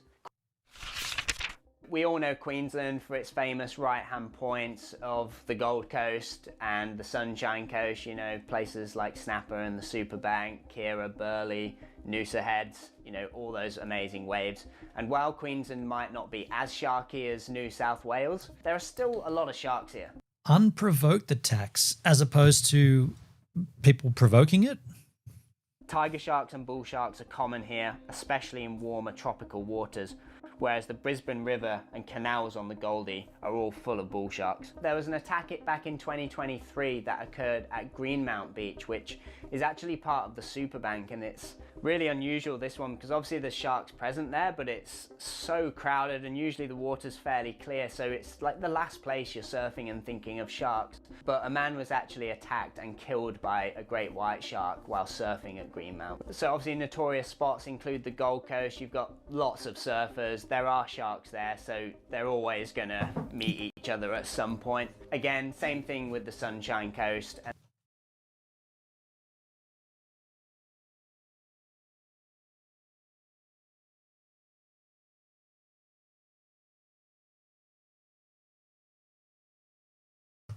That's it. That's it. I got to do something. Why can't I hear it now? Shark encounters at popular beaches. Wow. So the coastline setup in Queensland also has a lot to do with why there haven't been that many attacks. You know, for much of the Queensland coast, you've got the Barrier Reef blocking much of the coast, so a lot of sharks are out there on the Barrier Reef, not near populated surfing areas like New South Wales obviously doesn't have that, and it has a lot of deep water directly behind the surf breaks. Now, WA has a serious rep when it comes to sharks, and there are world-class waves here, you know, Margaret River and the hundreds of breaks around there, famous spots like Main Break, the Box and North Point. And most recently, in the start of this year, there was actually a fatal attack that occurred down in Esperance. Now, there have been many attacks down in Esperance. Wait, how old is this video when he's talking about this year? 2 months ago. Okay. Damn. Play. Although it looks beautiful with fun waves and the most pristine. Is anyone still here in my chat? I've been live now for another little 10 minutes and I haven't had one person chat. I might wrap this up. No one's here. I might call it. Beaches you've ever seen. It's just somewhere I've never been because it just sounds so sharky down there. Everywhere in Margaret River there's the risk of shark attacks, particularly in like the Gracetown area. So there's this sort of stretch of coast behind where like North Point is. And there's a few breaks down there, but it's so sharky there. It's known as Shark Highway locally. There's been some horrible stories that I've heard over the years there that I won't say here on YouTube. And it was actually this stretch of coast that was responsible for the WSL cancelling its Margaret River event a few years ago, and they actually moved it to Uluwatu in Bali.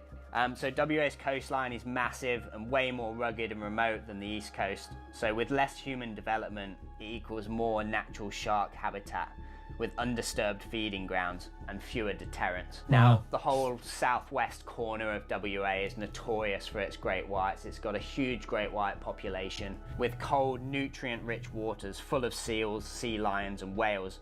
Great whites migrate through here, especially in cooler months. Also, WA doesn't use shark nets, so it did actually experiment with culling and drum lines after a spate of fatal attacks between 2010 and 2014. Jesus. But it was huge. Scared the absolute shit out of me, whoever did that. Who did that? I want to see who did that. That genuinely frightened me. I want to. Controversial and eventually stopped. So Fucking love you, bitch. Who did? I can't see because I haven't got my Kick chat in front of me. Who did that on Kick? I can tell you now. Fucking Dale. Dale did it. No, Charles did it. The Kick chat's still not showing. The hell? So you guys have been in the chat. What? Where's the Kick chat? Kick chat's here. Here.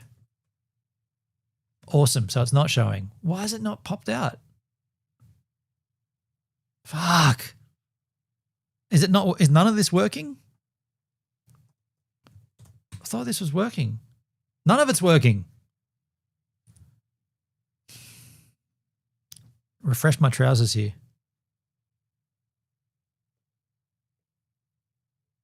Why is it not working? Refresh it.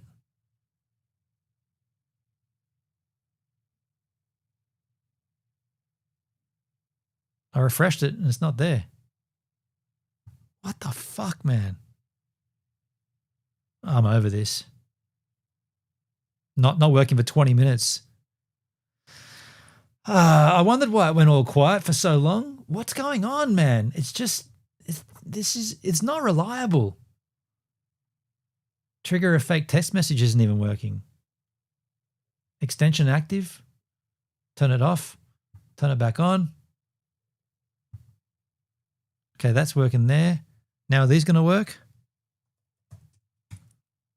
Okay, now it's working. Are you serious? Why you do me like this? Why you do me like this? Why? Now they're working. Far out. Seriously?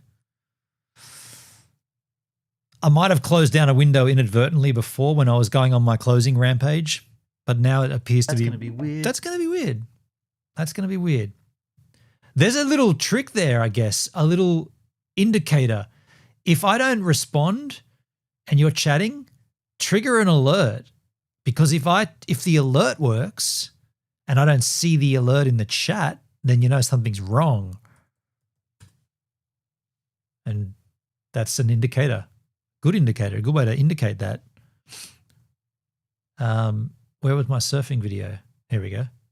Out of all the places I've surfed around the world, Margaret River's the only place where I've seen a shark while surfing and been sure it was a shark. So You DM'd me on Discord. I didn't actually have Discord open. I didn't have Discord open. My bad.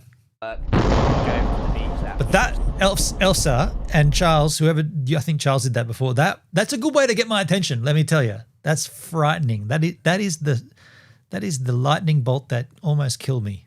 Sort of surf every day. I go to beach, which is known for sharks, but it's a pretty popular beach, and you know it's got really fun waves. So we just paddled out like we did most days. Started surfing, caught a few waves. Then just during a bit of a lull, I was just sat out back waiting, and I sort of looked out to my left, sort of 10-20 meters out. I just saw a huge like triangle fin, like it was freaking massive, like sort of in and amongst this rip, and then just saw like the trailing like back fin, which is... You love the lightning alert? Yeah. It's effective. It does get my attention, that's for certain. If you've got two fins together like that, that's it's a shark. Pretty certain that it's a shark, and also a shark fin's more triangular, whereas if it's a dolphin, it's a bit more curved. So yeah, I was damn sure it was a shark. So I was like to my mate, I was like, Jack, shark. And so he turned around as well. I just caught like the next whitewater in and just paddled back in, and my heart was like pounding. And we got back to the beach and then just tried to see it, but didn't even see it again. And then just got out. So I was just, yeah, that. Why is my mouse staying on the screen? Central Florida is the lightning capital of North America. That was pretty spooky, and that particular spot has kind of a sharky feel to it, like a lot of spots in WA do. Nice Netskis. So South Australia is the great white capital of Australia, arguably the great white capital of the world. The waves Neptune here are no Island. secret. Well, they are actually, but you know, we've all seen these remote slabby waves like out in the desert. There's some amazing waves here, but super remote and one of the sharkiest places in the world. There's been a few fatal attacks. Everything that I hear about South Oz just sounds so unappealing, just like dark, deep water, big, powerful, slabby waves, and yeah, just great whites. Ooh, gives me shivers. So there are a handful of like notorious spots, but just to sort of protect them a little bit because they are lesser known, I won't mention them here. The shark hotspots in South Oz occur around where seal colonies are, and deep, cold, nutrient-rich waters off the continental shelf help to attract sharks. Sharky? Now, South Oz is also... Has he said a clean that's too sharky? That'd be a good alert to grab. Yeah, you're right. Too sharky. one of the shark diving capitals. If you want to go and see great whites up close, it's the place to do it. Actually, no, not a good alert. I don't want to be constantly reminded of this. It's bad enough we're watching this because I genuinely am frightened about this, and watching it isn't helping, and I don't want to be constantly reminded. I know you'd be triggering it all the time. It's a bit sharky out there. It's a bit sharky. Of a cage, it's a bit more, well, it's still scary, but less scary than surfing and seeing them. So there are fewer beach attacks. Unlike New South Wales or WA, most South Australians live inland or in Adelaide, and the surf culture isn't as big as in other states. It's also more sparsely populated, so where the best waves are, not that many people live there, if any. So although we obviously don't know the exact shark population. Thank you. Exactly, Charles. Attacks are much lower, even though there could be more sharks. It's just more remote and less people surfing. Now, Victoria is famous mostly for Bells Beach, the iconic right-hander, and its high-performance cousin, Winky. But there are hundreds of waves down in these parts. So while the statistics might not reflect it, there's definitely sharks around. There were no attacks reported in 2024. Warning you with peace and love. Overall, there's very low shark bites. No more sharks. Other states. Obviously, in terms of notorious spots, Bells Beach and around Torquay, Phillip Island, any of the main spots down there can be sharky. Wait. So what's the point of this video? Just how much sharks there are? Like, what are we doing about it though? I know that we all know that the sharks in the water, like, so what are we doing about it? Oh, Tasmania, I might have to watch this. Like bit of splash and water, and I just kept paddling and was like really scared, but then just didn't see it again. So to Tasmania now, and Tasmania's cold, nutrient-rich waters are home to sharks like great whites, the seven-gill and makos. But with a lower population and generally fewer people surfing, actual shark encounters are pretty rare. Shipstone Bluff, obviously the most famous wave from the state. You know, big, horrible monstrosity. That's of a the terrible. slab. It's pretty That wave, Shipstone Bluff, I sit here sometimes watching videos of that, just watching people surf it. It's like, there's no way ever I'd ever take, not a chance. It's just this dirty, hollow, slabby, with a big kink in it. Like it sucks up this kink and you got to pop off this kink, and then the next thing you're in this big chasm. Just a terribly frightening. I hope he shows some footage of it. It's for great whites down there, you know, deep water straight off the back of it, deep, dark, oily coloured water. There's definitely some big sharks down there. I'm sure if you speak to people who surf it regularly, they'll tell you some stories of when they've seen sharks. So yeah, generally speaking, there are sharks in Tasmania, but attacks and incidents are pretty rare. A combination of ecological, geographical, and human behaviour are all contributing factors to the frequency of shark attacks in the country. Firstly, Australia's got an extensive coastline, boasting over 25,000 kilometres, most of it accessible and surfable, providing countless habitats and migration corridors for sharks. This alone increases the probability of encounters. There's warm and temperate waters, so the mixing of tropical northern waters and cool southern currents supports over 180 species of shark, including great whites, bull sharks, tiger sharks, 3 species that are responsible for most attacks all over the world. High ocean use, so Australians are passionate ocean goers with surfing, swimming, spearfishing and diving, all deeply embedded into the culture. Wait, is the chat not working now or something? Because is it not working again or something?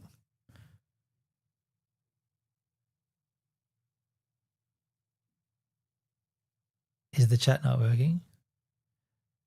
Are you seeing any chats? I don't think so.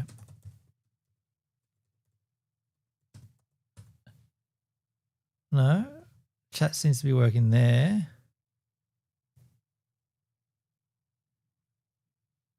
Why is it? Okay, this is unreliable, man. What the fuck is going on with this shit? So it's not working and it is working at the same time? It's not working. Fuck, that's annoying. What are we going to do about this? Should we just stop using... Fuck, okay, should we just stop using Social Stream Ninja? Should we just use the UniChat from Beam? Restream.io works fine. I don't have an account there anymore. I stopped using that. Should we stop using Social Stream? Like, it doesn't seem reliable. Like, it was, there's been no change, right, in the last 10 minutes, except that it just stopped working. And if you ask about it in the Discord, they'll say use the standalone app, but that standalone app is so resource intense that I can't use it. What should we do? Like, should we just use the Beam stream? Like, Beam stream has a social. Okay, look. I think I'm just going to give up with Social Ninja. Let's just take. We might as well try to fix this, right? Here's Beam stream. Go to Studio. So what we can do here, pause me. It won't look as nice. It won't be as clean as what we're used to. So let's turn on multi-chat here. So multi-chat's on. Now if we chat anywhere, including any of these platforms without a pop-out, hello. Use the hole, bridge the hole, or fill the hole. So there is now, okay, so on the screen we'll just turn this off. So the chat's off, but what I'm going to do is I'm going to grab a pop out here. Is that what I need though? Is that for the... Let me just try it. Let's go to a browser source here. We'll call this Beam Stream Chat.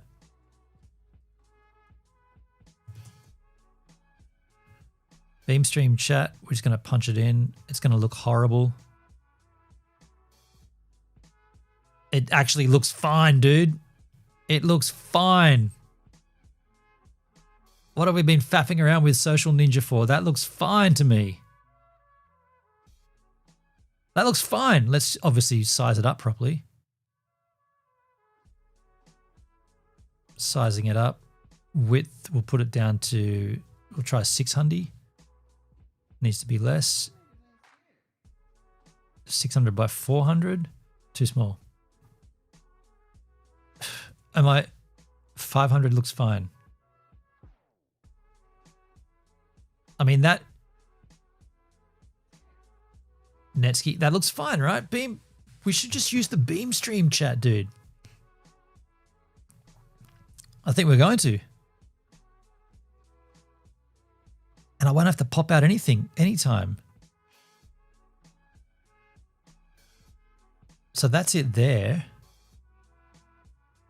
In comparison, the Social Stream one looks punchier.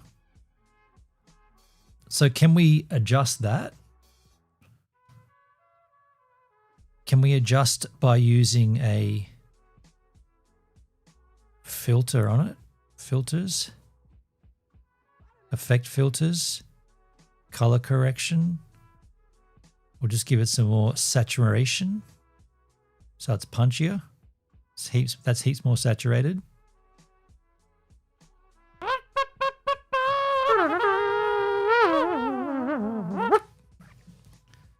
Oh, it doesn't show the beam stream chat though. Let's did we not showing everything? It should be showing the beam. Oh no, I know what's going on with that. Yeah. That's cool. Okay, so that why have we been faffing around without using this? This seems to work. Now, just out of curiosity, customize it in Beam. Yeah, Netskis. Yeah. Will this pull in from the Soulbound? Okay, so why have we been faffing around without using this? So Soulbound the chat doesn't pull in from there yet, because that's a site that's still being worked on, but Partey, this works, I'm sure. Party works.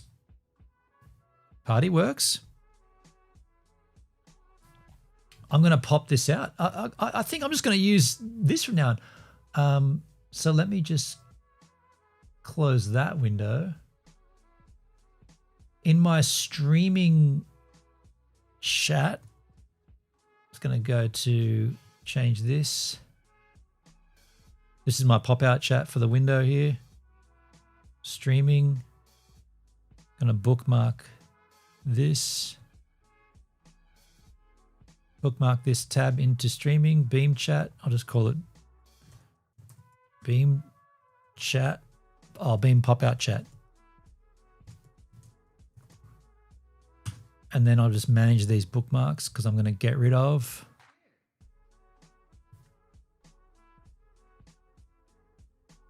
I'm going to get rid of social stream. Get it out of there. Get it out of there, dude.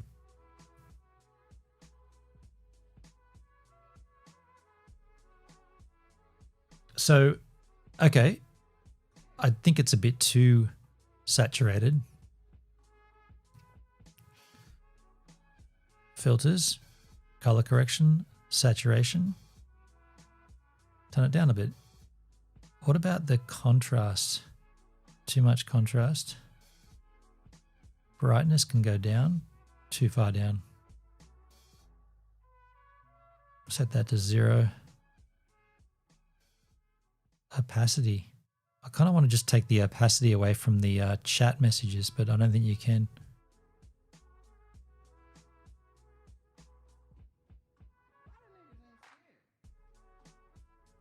You can't really.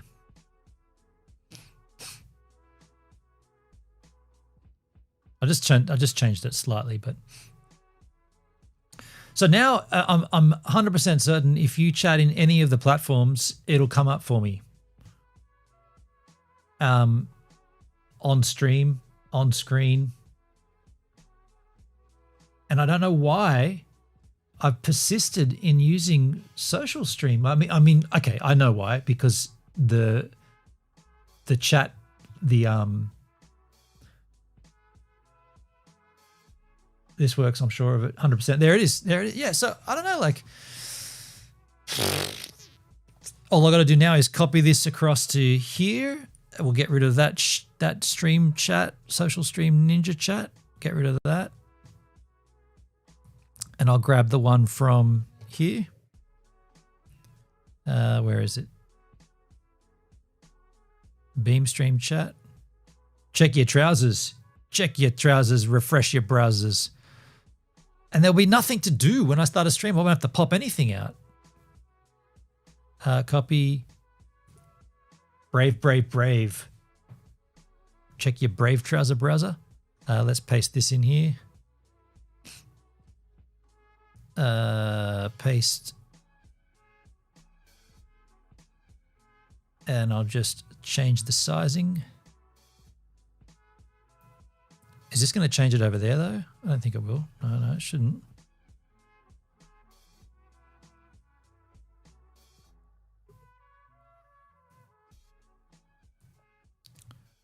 Let's just transform this. Not transform, just change the size, man. So the width can stay at 500. No, the width can be 700. Height can be, what's height? 600. Height should be 800. probably about right. Height could be 900 though. So that was a fun little experiment for the last little while to use socialstream.ninja. I think I'm done with it. I think I've done my socialstream.ninja streams. Similar. It does. There's some similarities. There are some similarity. It looks good. Yeah, man. I don't have a problem with that. I mean, it looks the same. It looks the same. The only thing it does do differently is that the little speech bubbles are not transparent. And also, if you chat for a long time, the sentence word wraps like such. Bubbly bada bada bada. I don't mind that. I don't mind that. I don't mind that at all. Oh, wait. Ah, you idiot. Okay, it did change it there. Okay, so that's bad. So what I got to do then is paste a reference. Paste a new version of this. Let me just kill. Let me kill that.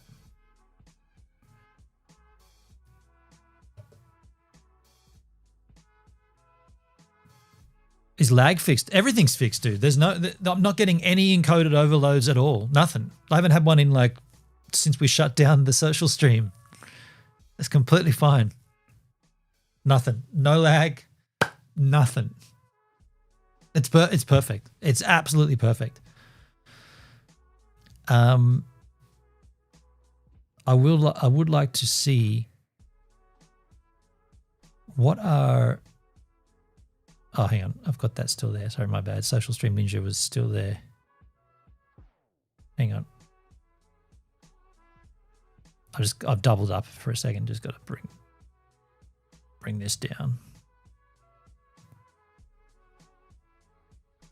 Note how you can now click on any user in the Beam chat and it takes you to the platform channel they're on. Does it really?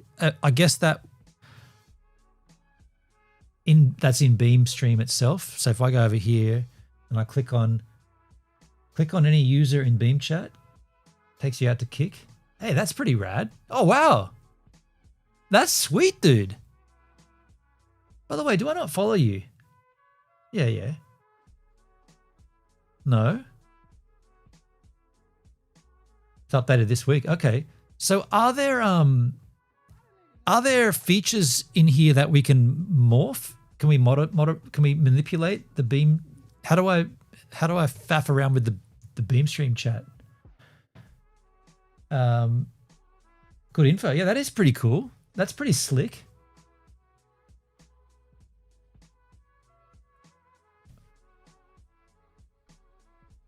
Can I modify my chat here in Beam? Customize. Names, avatars, badges, and time. Message background. Message background. Okay, take the message background right out. Actually, you might not want to do that. I kind of gave up on Beam a month ago. Yeah, me too. UniChat. Colored names. Colored names. For personal reasons. Okay. Beam messages. Beam perfect. Beam messages. Oh, that's these are sound effects. Sounds. Badges time. Message text. Okay, so you can change the color of the text. So it's pretty limited to what you can do. Message background.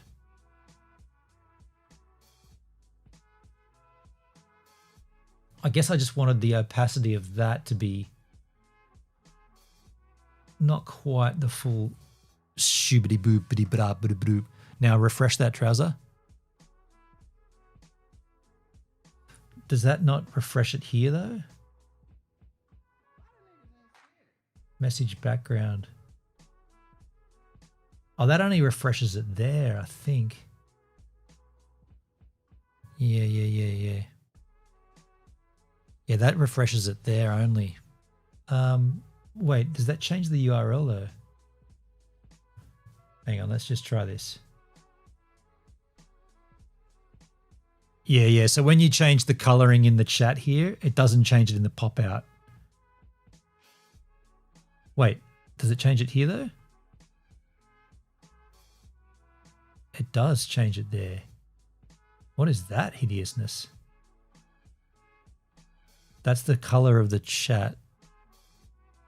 So then if I come back over here and trouser refresh, still not changed. If I pop out the pop out, I want to mow the lawn and go fishing. I want to mow the lawn and go fishing. Okay, so it's not changing it at all there. There obviously will be a way to change it in CSS. There'll obviously be a way to do that. Change the opacity and change the font size and whatnot. Right now, it's almost there. Try making the background in Beam Chat transparent. I tried it in both. I tried it changed it to red, and I popped it out, and I tried it there as well, and it didn't actually make any difference, because you grab the URL, you grab your baby, and the URL's the same the whole time. And I refreshed my URL over here, refreshed it, and it's not making a difference. Slide the background slider to the left. Well, I just chose it to red, so that was very obvious. But yeah, you can obviously do message background and change the trend to fully translucent, of course, and you'll see that it's now gone from there. But what I'm saying is that this pop-out chat, which is now big on the screen, is the same URL. The URL hasn't changed, and so when I go back into where it is now in OBS, and you paste it in, it's the same URL. And it hasn't updated. It doesn't, there's nothing in the URL to indicate that changes it as a browser. It's just changing it locally, which is a bit of a shame, because it is doing it here, but it's not reflecting in the browser source. That's all right. We can tweak it with custom style sheets. We can do that another time. But what I haven't done, it's a bit of a bummer, but what I haven't done, and there's not much in it. It actually looks pretty good as it is. It doesn't really need much at all. In fact, I don't even think, I mean, if someone could give me a bucket list, no. That's when Toothboy dropped his bucket down that chasm. If someone could give me some custom style sheet, how to just change the, actually ChatGPT can help me. I'll just try that right now. How do I... Where is my ChatGPT here? I'm just going to ask it, can you give me CSS to change the opacity of my chat browser source in OBS? I'll just say to 10%. Change the opacity of chat browser source to OBS using custom styles. You add the following snippet to the custom CSS section of the browser. That's it? Body opacity equals 0.1. Is that it? Is that all you had to do? You think I couldn't have done that? I couldn't have.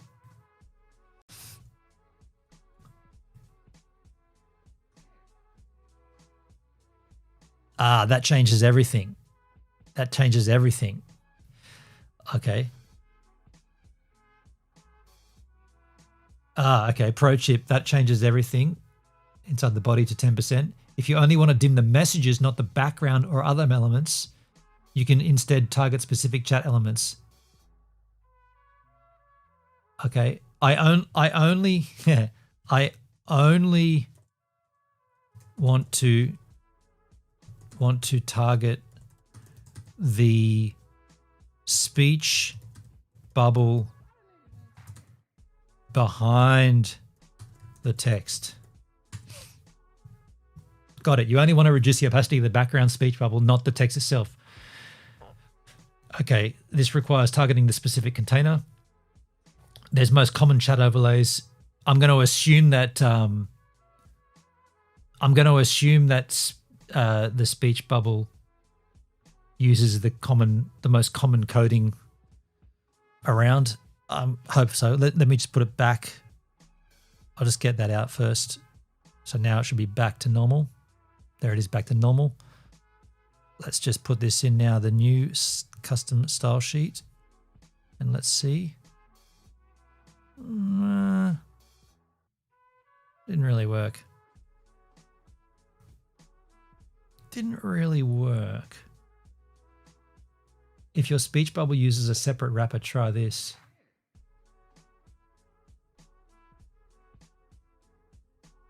How to find the right class. Open the browser source URL directly from right-click, inspect element. Look for a class like message bubble, chat line. I'm using multi-chat in beamstream.gg. Here's the chat pop out URL. Nope, that's not it. Where is it?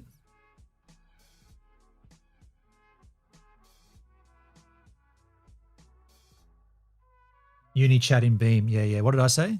I said that, didn't I?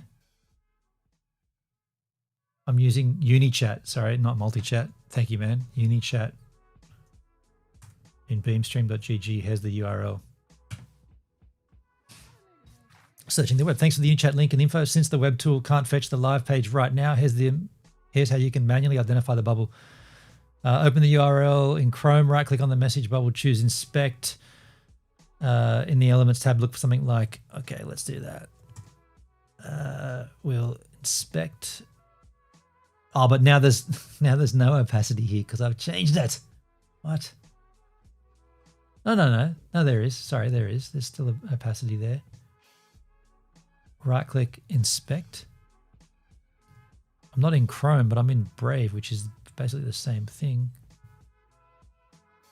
You know what? Whatever. I can't do this. Why can't I do it?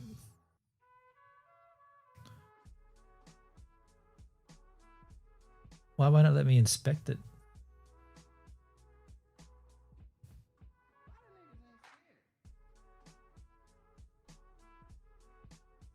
It's just using. Okay, I'm over it. I'm fast getting over it. Let's go back here and just fix this up. I'll just take this style sheet out and we'll just leave it as it is. We'll work on that another time later. Actually, I'll just get the filters out as well. Turn the color correction off. So right now, there is no color correcting and there is no filter on that. That's just straight up. That what you see there is just the straight up Beam Unichat. And it's wide enough, big enough. Okay, cool. I'm going to just copy the URL. And I'm going to paste another one over here. So we got a chat on this scene. What am I doing? Browser source. Beam Unichat. Beam stream. What did I call it before? Hang on. What did I call it? Beam stream chat.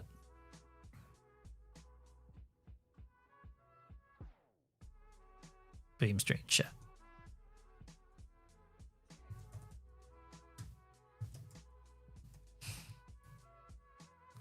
I'll paste this in here. And we'll just drag it down here. And we'll make it smaller by width. Properties. I think the width was 400 from memory. No, too small. 470, I think. That'll do. 470s. So we can faff with that another time. I'll just bring it down.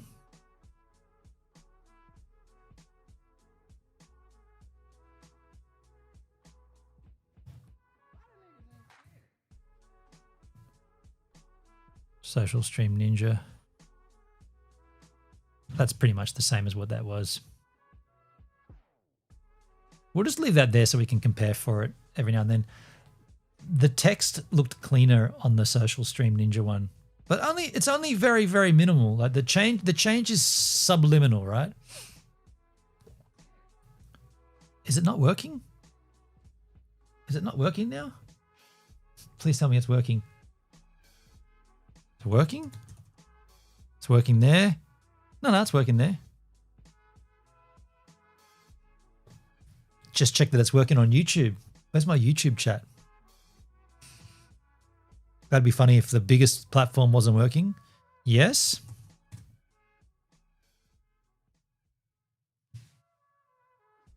Dude, it's not working on YouTube? No, it takes a while for YouTube to come through. There it is, folks. We now have a uni chat from Beamstream, which has been there the whole time.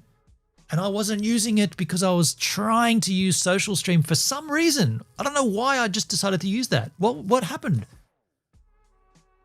There's got to be a reason why we started using Social Stream. There has to be a reason. I can't recall what it would be. I tell you what though, not looking down and seeing, or looking down and not seeing any encoded overload errors is wonderful news. We are back for streaming. I'm psyched and hoping that this is the end of it and we don't have any more issues. I am absolutely busting for a slash. I'm out of here. I am out of here. Thank you for everyone's patience, like serially.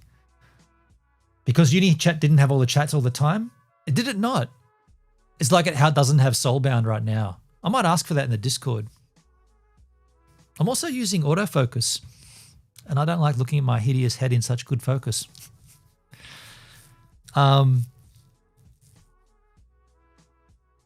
Such is life. Hey, see you later, folks. I'm going to be live tomorrow because I'm not working tomorrow. Actually, tomorrow is an interesting day. I'll tell you about it, maybe. If I don't tell you about it, bad luck. But if I do tell you about it, you'll know about it. Oh, I forgot to have my biltong. Damn it. I knew that was looking at me. I was so busy on this stream. I was going to eat that, or at least have some of it. I already did ask a go 30 minutes in support. I thank you, Netskis. Let me know how you go with that. Because yes, if Soulbound worked, and by the way, Rumble, where's Rumble? Can I just chat on Rumble? Just want to check that works too. Because Rumble and Facebook and all that crap, does that all work? Rumble, gives a minute.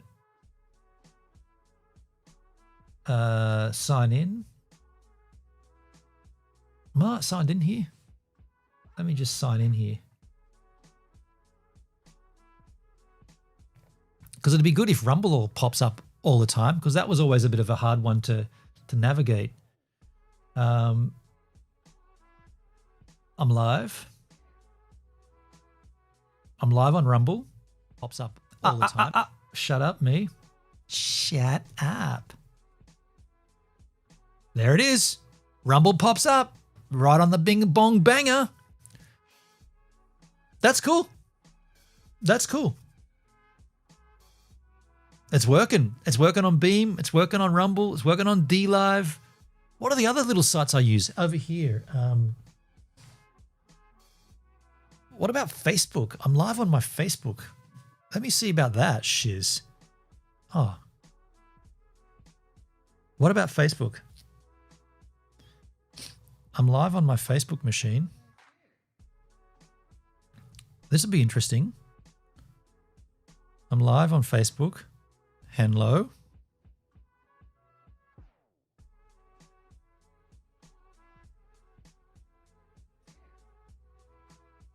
I typed hello and it changed it to help. Do I not have Facebook as a Rumble, as a Beam stream machine output? Oh, no. That won't work because that's part of my restream.io. Yeah, that's why that won't work. In that case, what about on Restream? Yeah, it won't work on there because that's coming through. Well, does Restream have a multi-chat? Let me just pop out a chat on Restream. Hello. And I'm going to chat here on Restream. There's a Restream chat. And enter. Looks like all your channels are...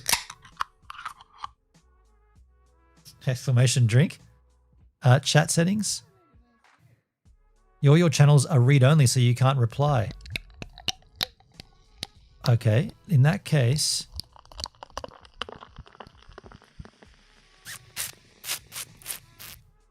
Okay, I won't be seeing Facebook chats. Unless there's multi-streaming to Facebook off here. Oh, but no, the problem was that Facebook doesn't give you a static stream key. They make you change it every single time. DLive, Twitch. We didn't try Twitch, did we? Because I don't really give a rat's about Twitch, but let's try it. That's Twitter, you wombat. Oh, wait, I can do it from here, can't I? Now that I know about this new feature.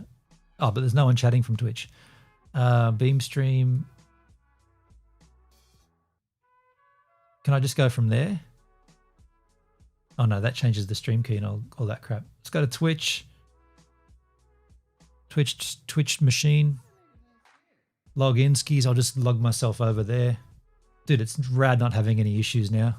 None of that lag and shit. It was always laggy whenever I click any. Enter the code from your email. I haven't got email. Fucking Twitch is no shit. Let me just pull this in and imagine that. All these issues I've been having. I've been changing all my monitors and plugging in HDMIs and plugging them out and doing this crap. And all it was social stream. Horrible. That's horrible. We haven't checked Twitch though. Here comes the code. Now I'm logged in. Let's go over here. No thanks. So this is not what I shush. And this game, ooh, there is nothing like this. Shush. Shut up. Hello. There's a Twitch chat and it came through immediately. So that's all of them, right? That's every one of them. Twitch, without having to pop anything out. That's Beam, YouTube, Kick, Twitch, DLive, Restream, whatever, Trovo, Rumble, Soulbound, Party. Soulbound needs to be done. As soon as that gets done, happiness will await. I'll see you all tomorrow. Thank you for being here. See you later.